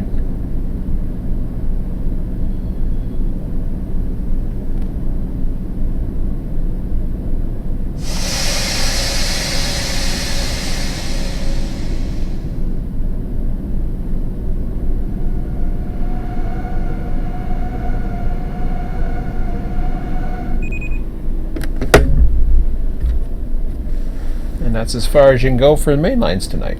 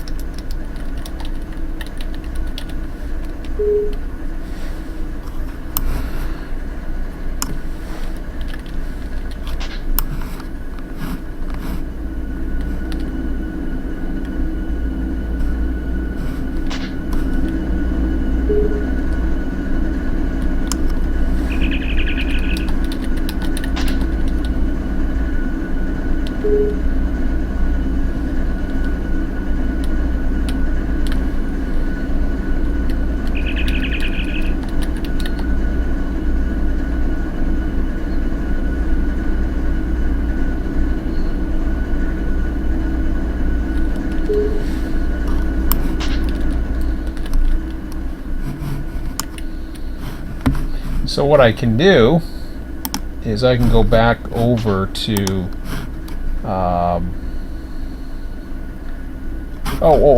I gotta ask about the registry.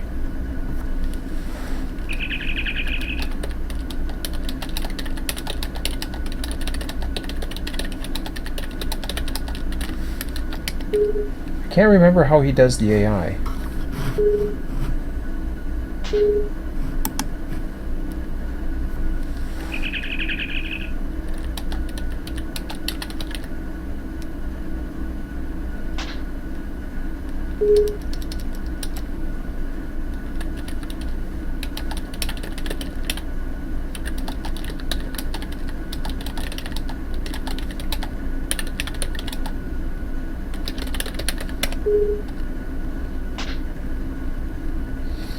Might see if there's any locals available.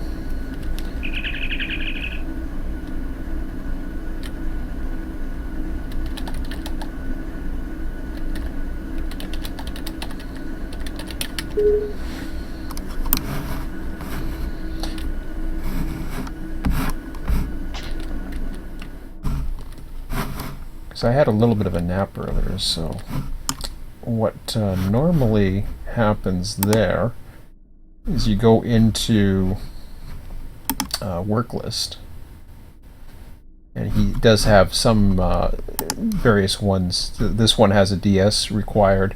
This one doesn't. LA Junction A yard, actually. Work industries west of LAJ A yard. Return to LAJ A yard when complete. Okay. That's interesting.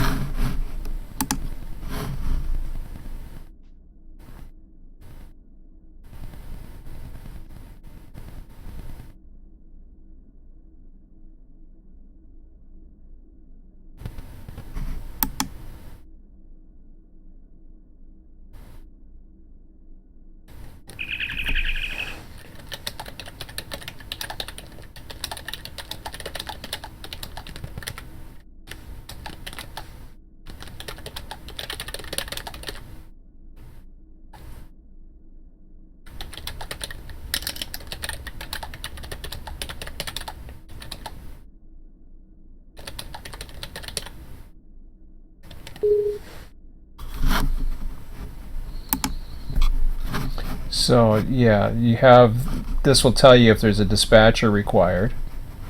So that's been available since 7:30 tonight.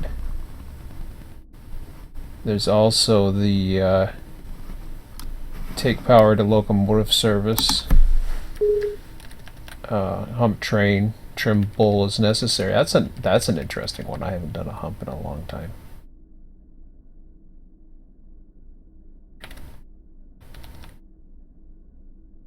I don't know about the assigned to, what that means.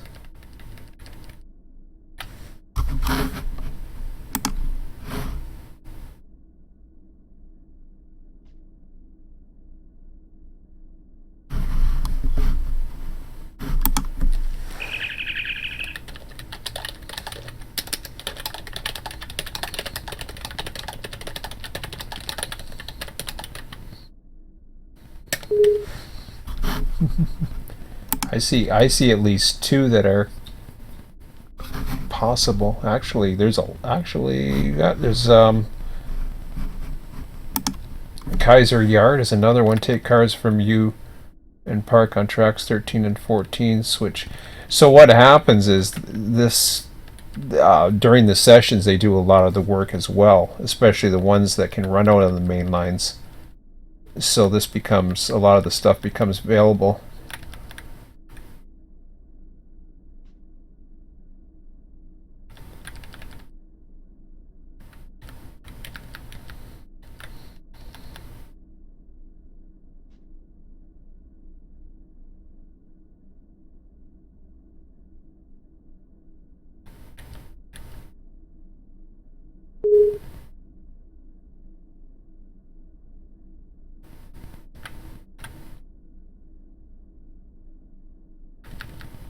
So take power to service track, then hump.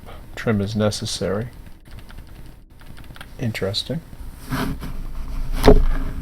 I might try that. I don't know.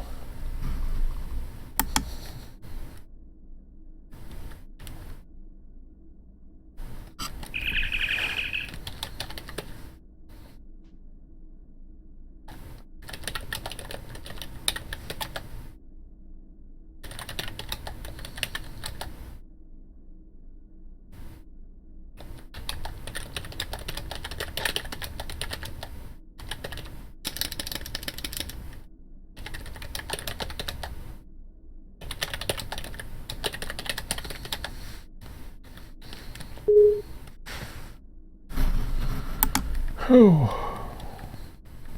Of course, you got the big servers, and you know that's different. So there's a lot there. There's a receiving yard 10, Y bar 1312.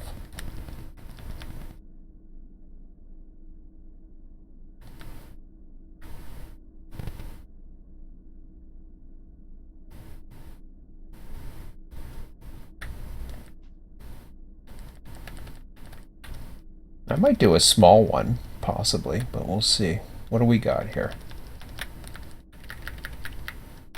Kaiser Yard looks interesting. Take cars from U, pit Kai, and park on track 13 and 14.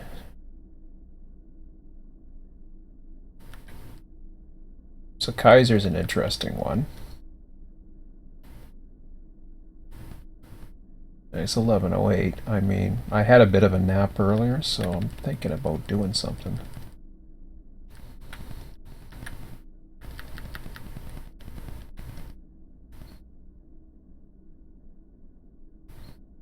I don't think I want to run the hump tonight.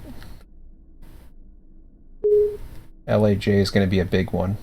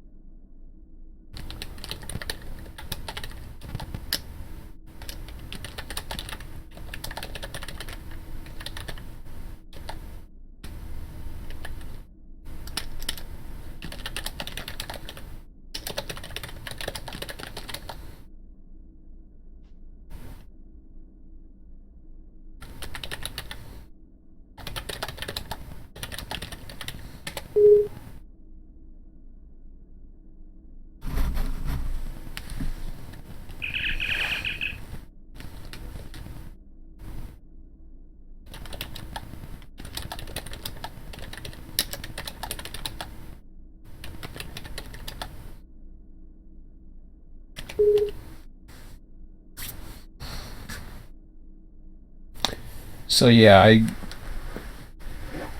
just having a little chat here with Mike here. We haven't chatted in a while, so like I said, he's, you know, he took over for California when I don't think I'm going to run anything tonight. I'm going to go take a look at Kaiser Yard though.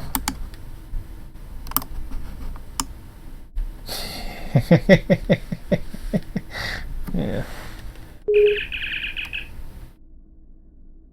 Oh, for sure.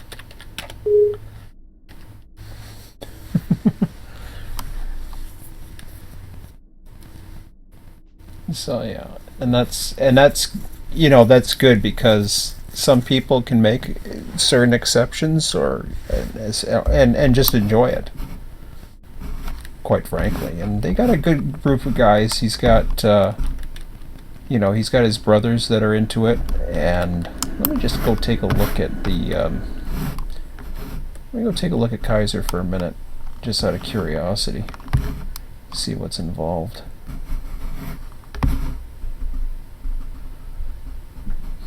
I mean, there was the one at Barstow. I'll just go take a look. Let's see what we got.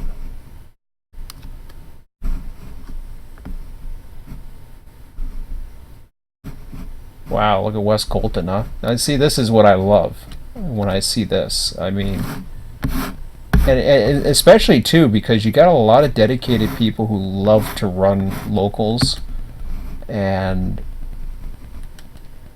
this, this looks really good. Okay, so that's the Kaiser local there, but that's not what they were talking about.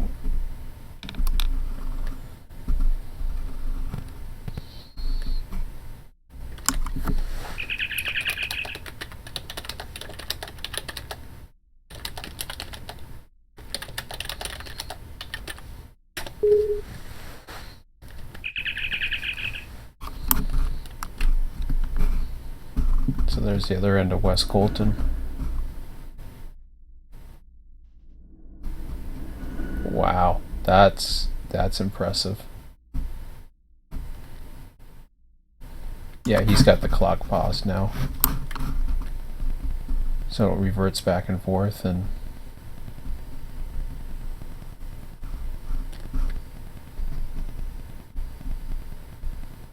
take a look here.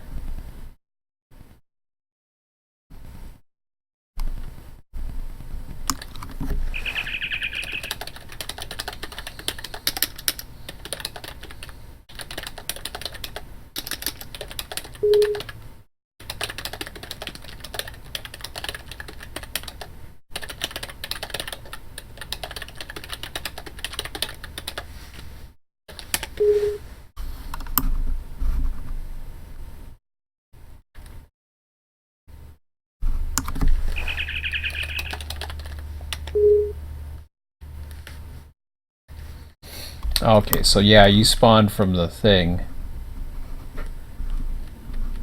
Okay, there's the Kaiser train right there.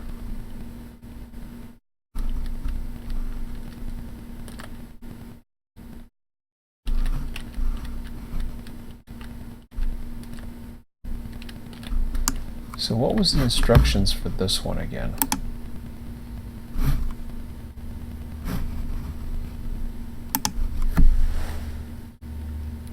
Take cars from you, Pitkai, and park on tracks 13 and 14, which I'm not 100%.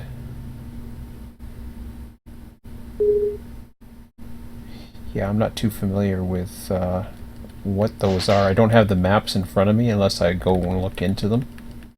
What's the other one? Take power to locomotive service, hump train, trim bulls necessary. Well, that I could probably do. Work industries west of LAJ.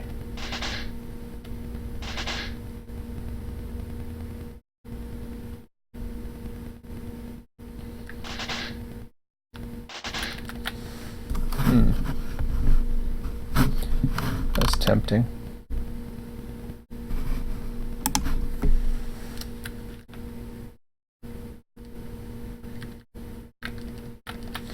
So he's got a few in there.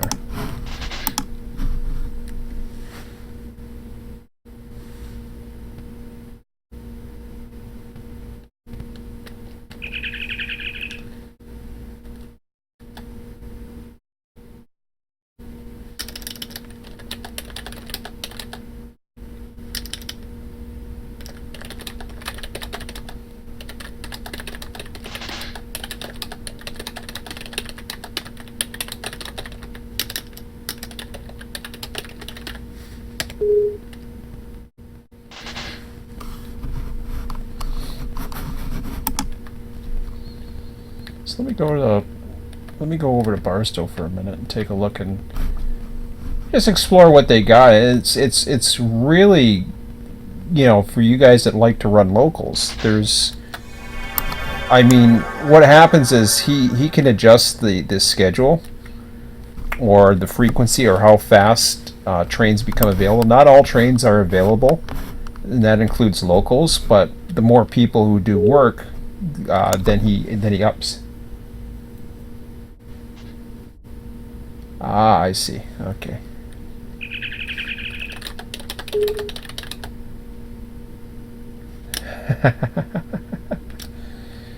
Well, the only reason why I didn't code RTS2 was that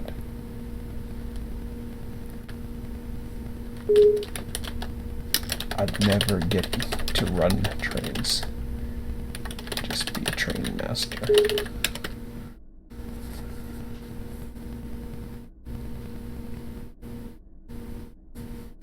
Oh yeah.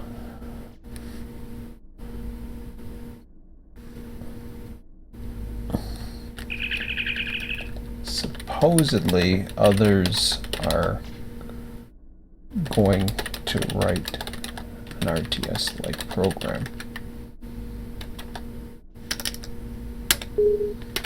But at least the filters in Run8 work well. Not a fan of how they build trains or tag industry tags though.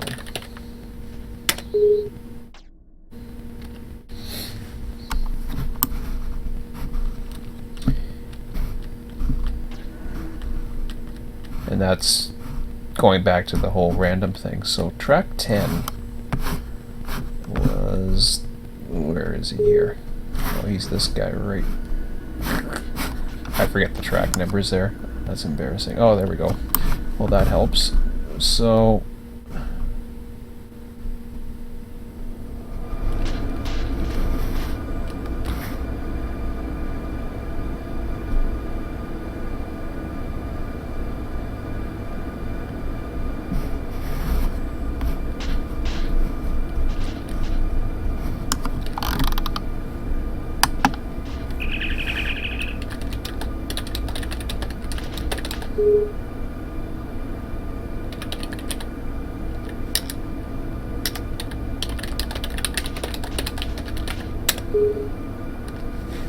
that's new. I hadn't seen that. I don't remember seeing that.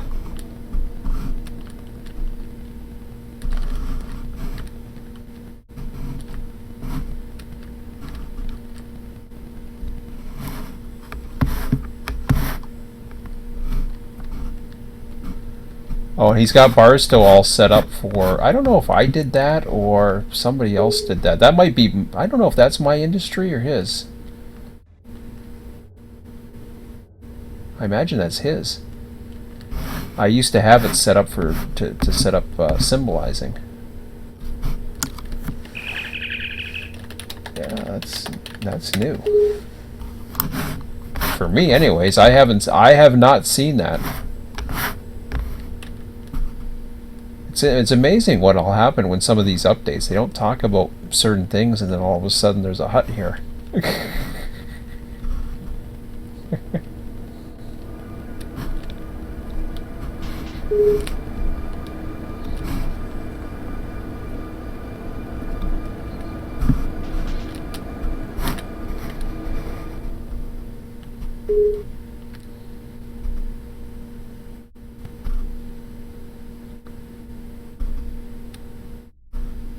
Okay.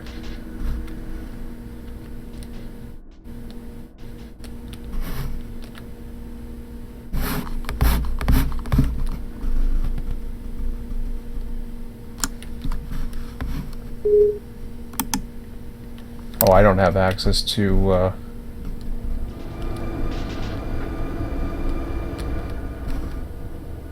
I don't have access to the switches anyways. Well, I probably do if I use the dispatch passwords, but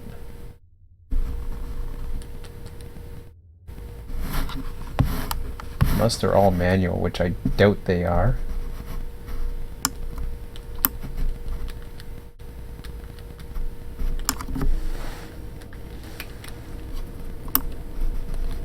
But we'll see. I can try it. Oh, there we go.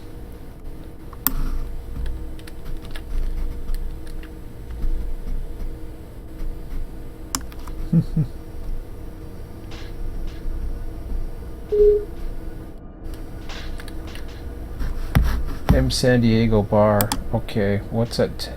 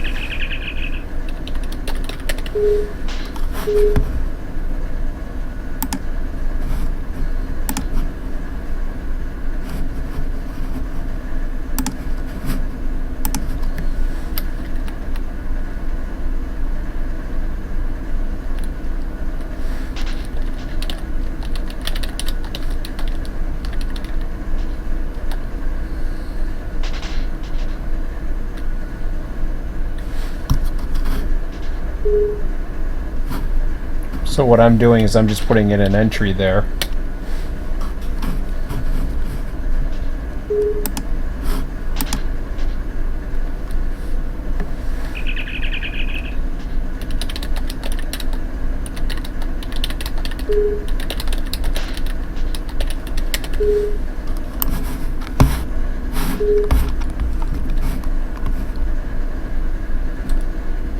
And this is a you know, like a really cool bunch of guys. Like I said, there was never any hard feelings. It was totally mutual. You know, no bad feelings or anything like that. No burnt bridges, nothing. Mike was very respectful for me. Actually, you know, it worked the same way with the Southeast server. No issues there either. We just had a different way of wanting to do things, and I was looking at going to someplace else other than California at the time as well. So actually, I believe I was, yeah, more or less focusing in Florida. So I really had nothing to do with California.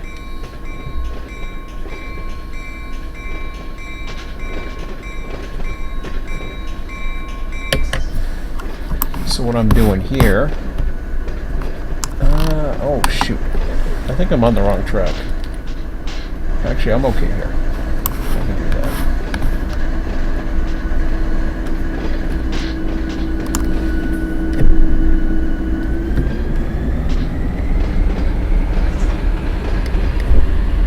So that little entry that I did there, that you know, it's just, you can do it AI, and when you're low on time and you're in the middle of something, I would always AI. But in the case of this, I can take the role as the hostler and just bring the power down.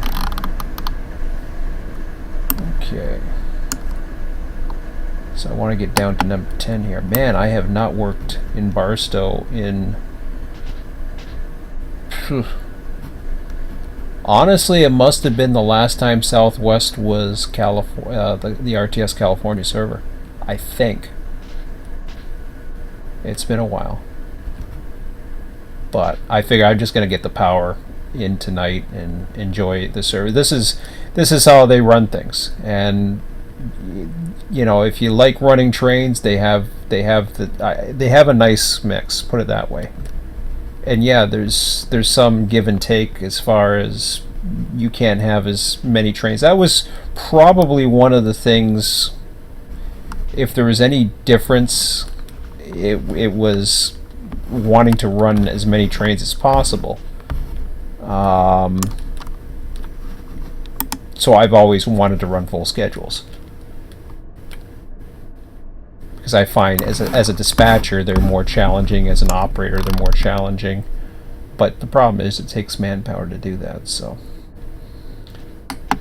man, it's been fun tonight, though. I'm glad I came on tonight. I really am. At first I was just like, I just want to program. But no, I have no. I'm not in a hurry to put the server back up. And I don't mind saying that.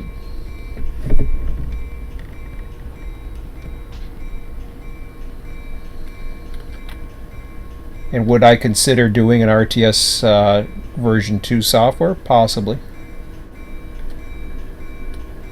But it's got to be something that I feel is either going to benefit myself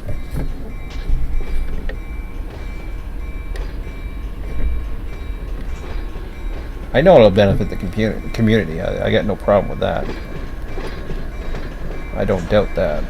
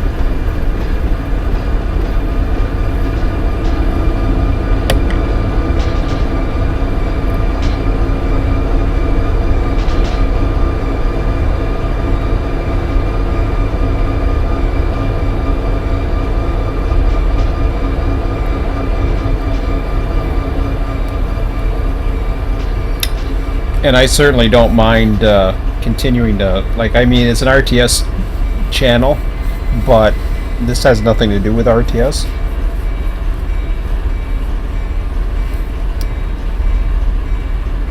This for me is where I'm going to be spending probably pretty much all my time in Run8 now. It won't be hosting, it won't be creating, it won't be doing anything like that.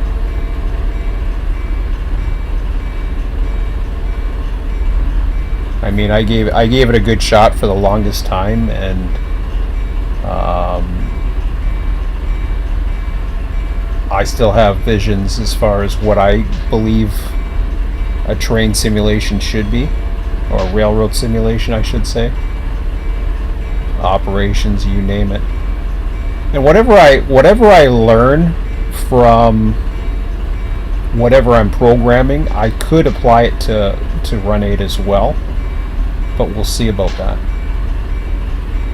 If it's something I can program that writes a routine in RTS writes a routine that can be used in Run8, then I might be able to adapt a subroutine. In fact, I could go so far, if I really wanted to, I could potentially put a link in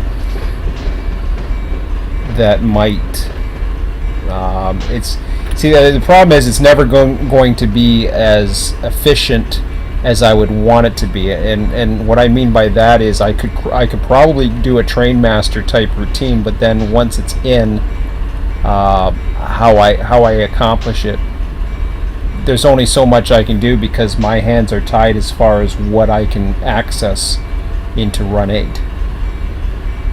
If I had the ability to get into the external dispatcher, that would change everything, because then I could go in and I could start playing around. At least that, I don't know why when you spawn a train you have to go in and hit AI on it, but I think if it spawns in on CTC you can do it through external dispatcher, if I'm not mistaken.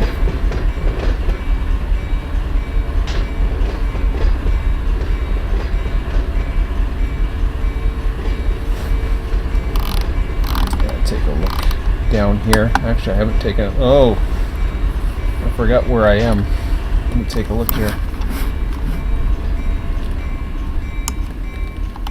Oh, those are the shops. I guess I have to get all the way over there now.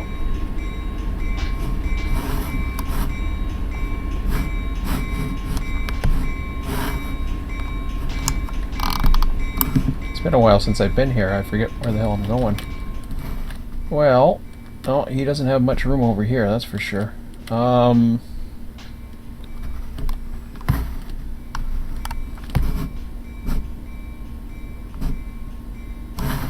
can't go into the service tracks. Where the hell am I going to put this thing? Actually, you know something? I'm going to put it in... I'm going to put the power. Let me just see the instructions there for a minute.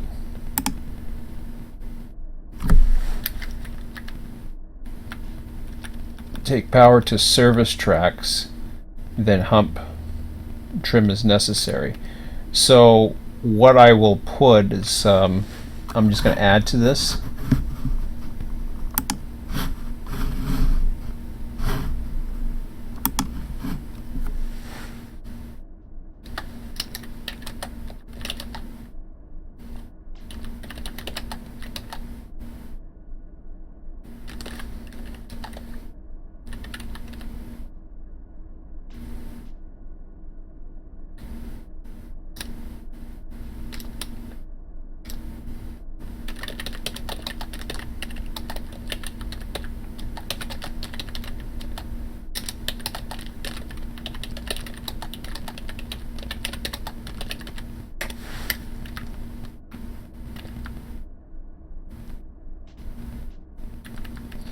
So what I did there is I put power move to R11 pocket by Sean, congestion and service area.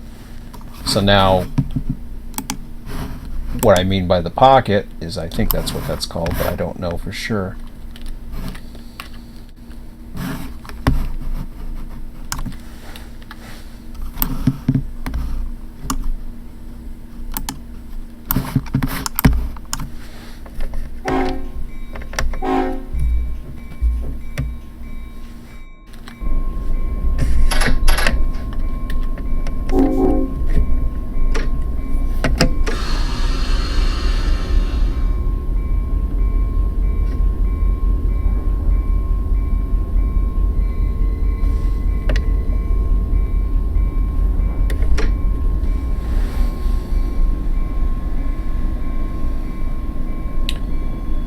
But we'll see. I mean, for my own personal interests, I mean, I don't know. I could basically go ahead and work on RT. Originally, I think that was the plan. Was the reason why I gave up the California server to begin with, was to work on RTS, but then it was unknown what the AI was going to be doing in version 2. So I didn't push it too hard. Now that I'm into this with the new software, the more I learn that, the more confident I'm going to get into that, I believe. And I do believe the confidence is rising, especially after last night. And I still got a long way to go, but that's okay. I'm cool with that.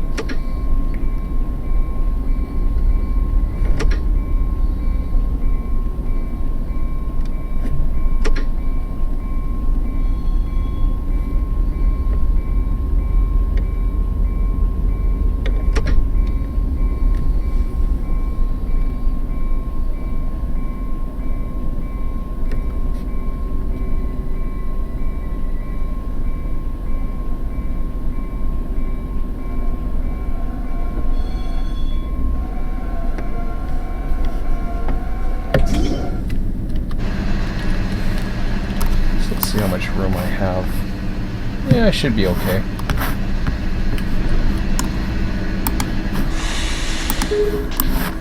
So now I go back over here. Hopefully I don't have too many units. Oh yeah, that works out good.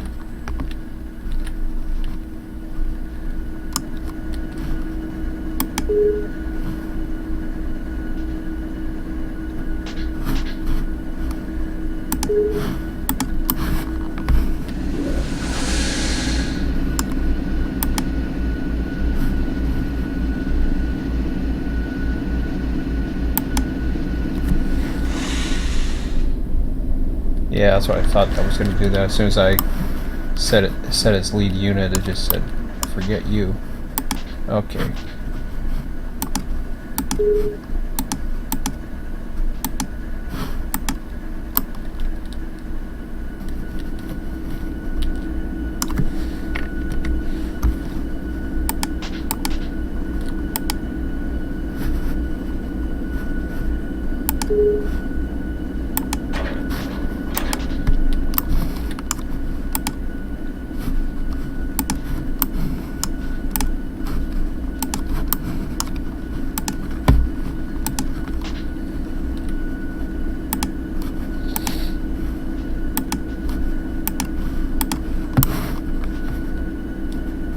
like I said, when you have a pretty good group of guys and you're able to do 24/7, which I kind of got away from.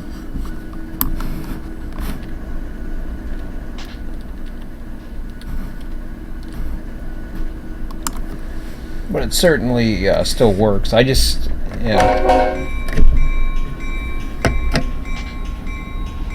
if you like switching a lot, it works out pretty good.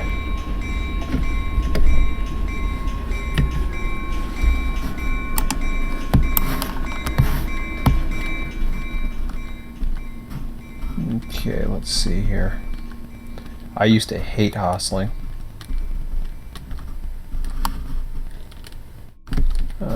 Do I want to... Yeah, I gotta put myself over. Or no, I just have to put myself up to here, actually.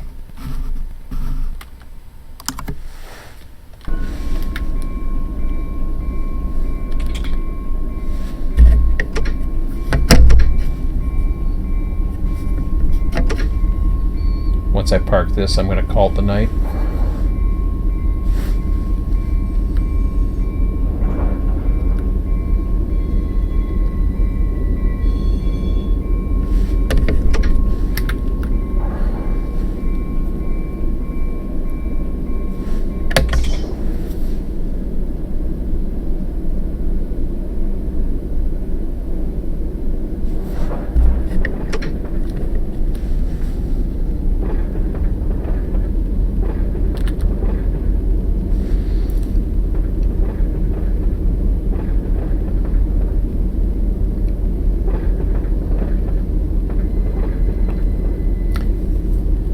And I mean the lapse of time is really cool in this. I mean what it does is it maximizes the potential of other people coming on to run. What it doesn't do is it doesn't, like other 24/7 servers, allow you to just run any train you want. Now, back in the day, we used to do that when we didn't have AI. But once AI came into the mix, you don't want to have trains all over the place. It doesn't make any sense. So there was a time where we needed people to run trains. Right now, the big need is actually in running switchers. Running AI is not a big deal. I mean, you can do it if you want to. Or not running AI, running mainline through trains like I just did. I mean, running a train out, this train could have been AI'd the whole way. Or not this one I'm on, but the one I was on tonight. Could have been AI'd the whole way. It would require no more human activity whatsoever. It would be fine. Oops, I forgot. I'm on a server. I can't.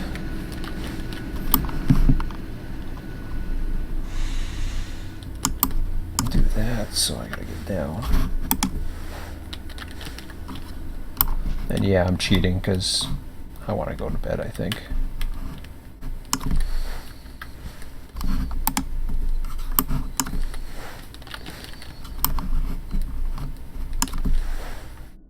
Yeah, I was going to bring the power into there for the service area, but I didn't want to move any more trains around, so I said, ah, forget it.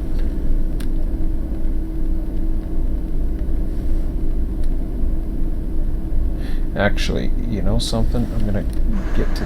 Nope, I don't want that. That's what the one I want. Can I...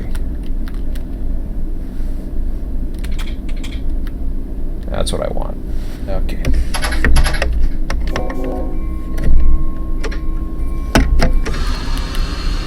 Look out the conductor's side. Oh yeah, but I have lots of memories on this server. We were in the peak at one time when we didn't have to worry about LA yet. We didn't have to worry about Seligman, and we had like 8 admins or whatever. Those were really powerful times, I think. I don't know. It sounds like it was a good turnout tonight for them. So that's good. I'm glad they're still around. If they weren't around, I'm not too sure where I would be right now. With all due respect to Florida, that's, you know, just running locals isn't necessarily what I want to do. Or running without seeing AI. It's just not for me.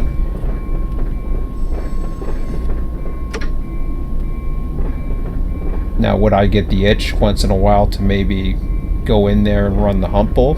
Sure. I was thinking of that the other day. So I still love Run8. Make no mistake about it. That hasn't changed. Despite what people might want to label me as, you know, or think I am, or however the hell they want to psychoanalyze me, that's fine.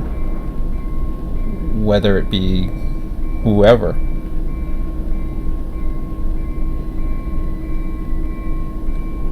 I'm entitled to my opinion just like anybody else, so that's fine. But whoops, I gotta get the dynamics going here.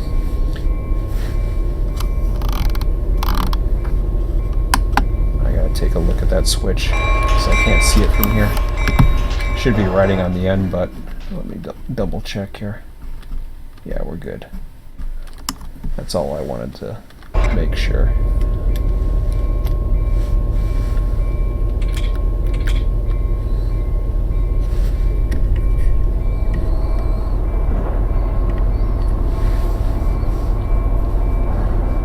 But as far as giving up or quitting or whatever the hell, whoops, hello.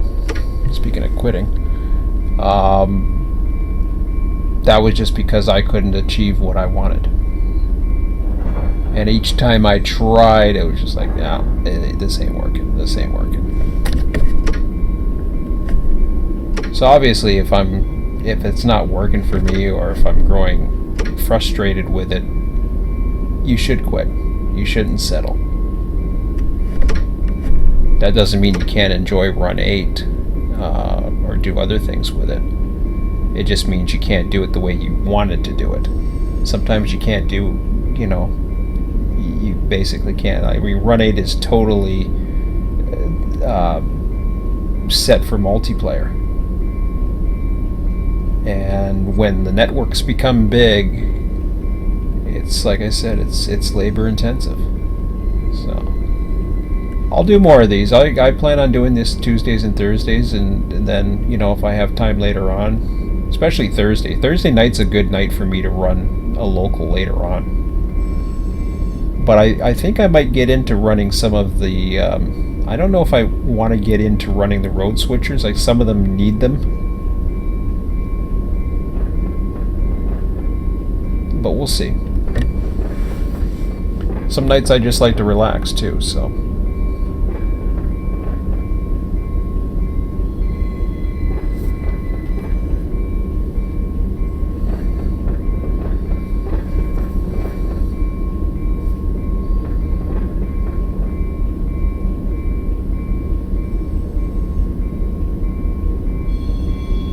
But hopefully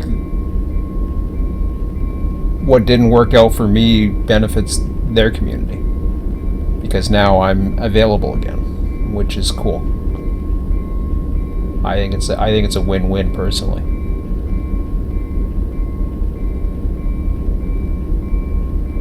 And hopefully my YouTube channel, you know, I still have plenty of views, and hopefully, you didn't even know that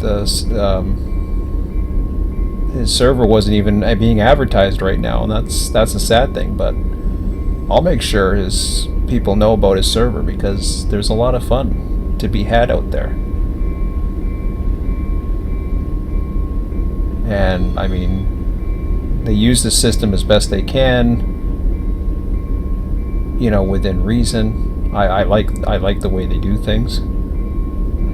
There was only some minor things that differed. He wanted to expand to all the territories, where I was very reluctant to even consider Seligman. I think that was already decided before that, but I did not want to. I didn't see the need to push for it. LA makes more sense because it's an end. Seligman is just an expansion. But the cool thing about that is he gets to go on and do his thing, and nobody has to have every route. You can still join the server if you just have the basic Mojave sub. There'll be trains available for you there. I mean, if I take a look, I'll show you what I mean. Let me just stop this first.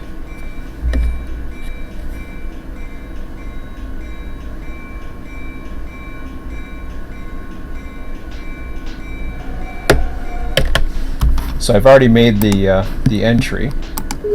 Yeah, they all need service. That's why I didn't want to. There we go. So I'll restore that switch. But yeah, if you look at, well, let's take a look around. We got a little bit of time here. So you look at the Mojave sub, and you know, as far as when you look at how many trains are on it, I see I see a fair amount actually. Let me see here. I got 1, 2, 3, 4. I see at least 7. Plus, I see 2 out in the BNSF portion, and 1 at Palm. Actually, no, that's pretty good. Not only that, but it runs because it's part of a bigger network. The network is true. In other words, when I ran the Mojave sub, I didn't have that Barstow section. I used Palmdale cutoff, but I didn't quite use it the same way. So he's got the extra that's part of this. So he's got 10 trains out there. I don't know what he's got on Seligman. Look at Needles. And I don't know how many trains are running or how much he had to reduce or whatever, but that looks pretty good. I've seen it heavier. I've seen it, how many trains have we run? 50?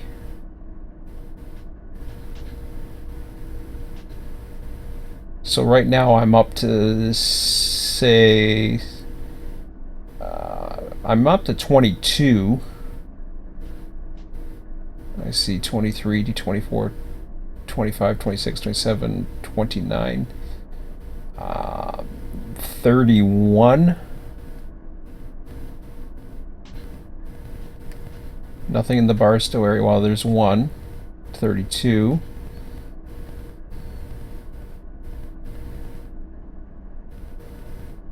I see 33, 34. Well, see, now I never had that section. So he's at about 33. Generally speaking, it was very common for me when I was running, say, Needles and Cajon to have 30 trains. So it's a little bit less, but he's got 30 some odd trains. Not to mention the Seligman, and then I look at the other ones, and he's still able to handle it. And as long as he enjoys dispatching, and it's not too tough, and he's got the right mix that's for him, you know, more power to him, I say. Whatever works, right? And there'll be times where, you know, you get to use this. You can. One way of looking at it, I think, is to say, well, I mean, you look at the traffic. There's plenty of traffic. And if you're bored of double track, just go back to your basic Mojave sub, or you want to run up at well, there's not much up there really, but you could run up there and you might get into some traffic. Cajon sub, you can run the UP line. You know, you're bound to get into some traffic there. So there's plenty of opportunity. We used to dispatch on two, but then we could easily do 50 trains between 2 of us, and that's not counting LA or Seligman. So he's probably got, I would imagine, about 60 to 70 trains available across the entire network right now. I don't know what's in Seligman. So it's really cool. And like I said, it's not every single train, but it's pretty damn close. If I was to guess a percentage, I'd say he's running about 80% of the normal capacity of the railroad, which is pretty good. And he's probably got more UPs in there than I had, because I never really had a good UP mix. So that's cool. As far as efficiency, you know, when you're dealing with AI, the other thing too is when you're dealing with AI trains, you don't really have to worry about efficiency so much, because the only thing you're worried at that point, all you're worried about is the players. You want to make sure that the players are, you know, not waiting for stupid amounts of time for no reason. So it only gets really interesting when you have a bunch of players, because then you get, you know, and you know what the players look like, because they're set up on the screen a certain way. I had no delays tonight whatsoever, but then again, I was a Z train. I didn't overtake anybody. I saw a passenger come out beside me the one time, but other than that, I just ran my line and saw trains pass me. A lot of times what we call the conveyor belt. And this will run like a conveyor belt a lot of times, but then there's other times where you get to use the crossovers. But it all depends upon the style and what you're looking at. So, okay, so I think that's it for me. I'm going to exit out of there and make sure I delete my older videos. Hopefully nothing was shown from earlier, because I didn't mean to do that. I was trying to prevent that from happening, but anyways, I'll try to be more careful in the future. So, but that's it for now, guys. I'll be back on tomorrow, back doing the, I'm not too sure what time, it could be early on, but I'll probably do the whole RTS thing again. And we'll keep doing that. I don't know if I'm gonna take you through the whole thing. I'm debating on that. It's let me know, guys. I want to know if you guys are bored of the RTS stuff. But I also don't want to keep showing all my code or all my secrets down the road, because it's pretty soon I'm going to get into the logic of the dispatching, and I don't want to just give that away to people to just copy what I'm doing. So I gotta really think about what I'm doing. I may just back off YouTube and just start going on Spotify and maybe show you, show you what things look like, with little updates now and then instead. But we'll see. I'll probably be on tomorrow night just for the beginning stages until I get the dispatcher boards in and I get the panels the way I want. So I'll probably make them a little bit longer and more informative, and let everybody know what I'm up to and where my attitude is. So far I'm positive about everything. I'm positive about what the future lies for me personally for Run8. I'm glad I'm still running. I'm glad I went back to Southwest, and I think that's going to be my new home again. My old home back to my new home, and just keep doing what I'm doing there, and do that part for the Run8, and then on my side, I'm going to do the RTS side, and then who knows? Maybe there'll come a point where the two will merge.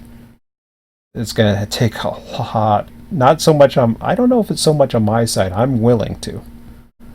But I'm willing to do stuff that communicates with external dispatcher. I'm willing to do stuff that basically people aren't really thinking of, I don't think. And that's okay, because if they're not interested, I've been there before, that's okay, because I'm just going to do my thing anyways. And,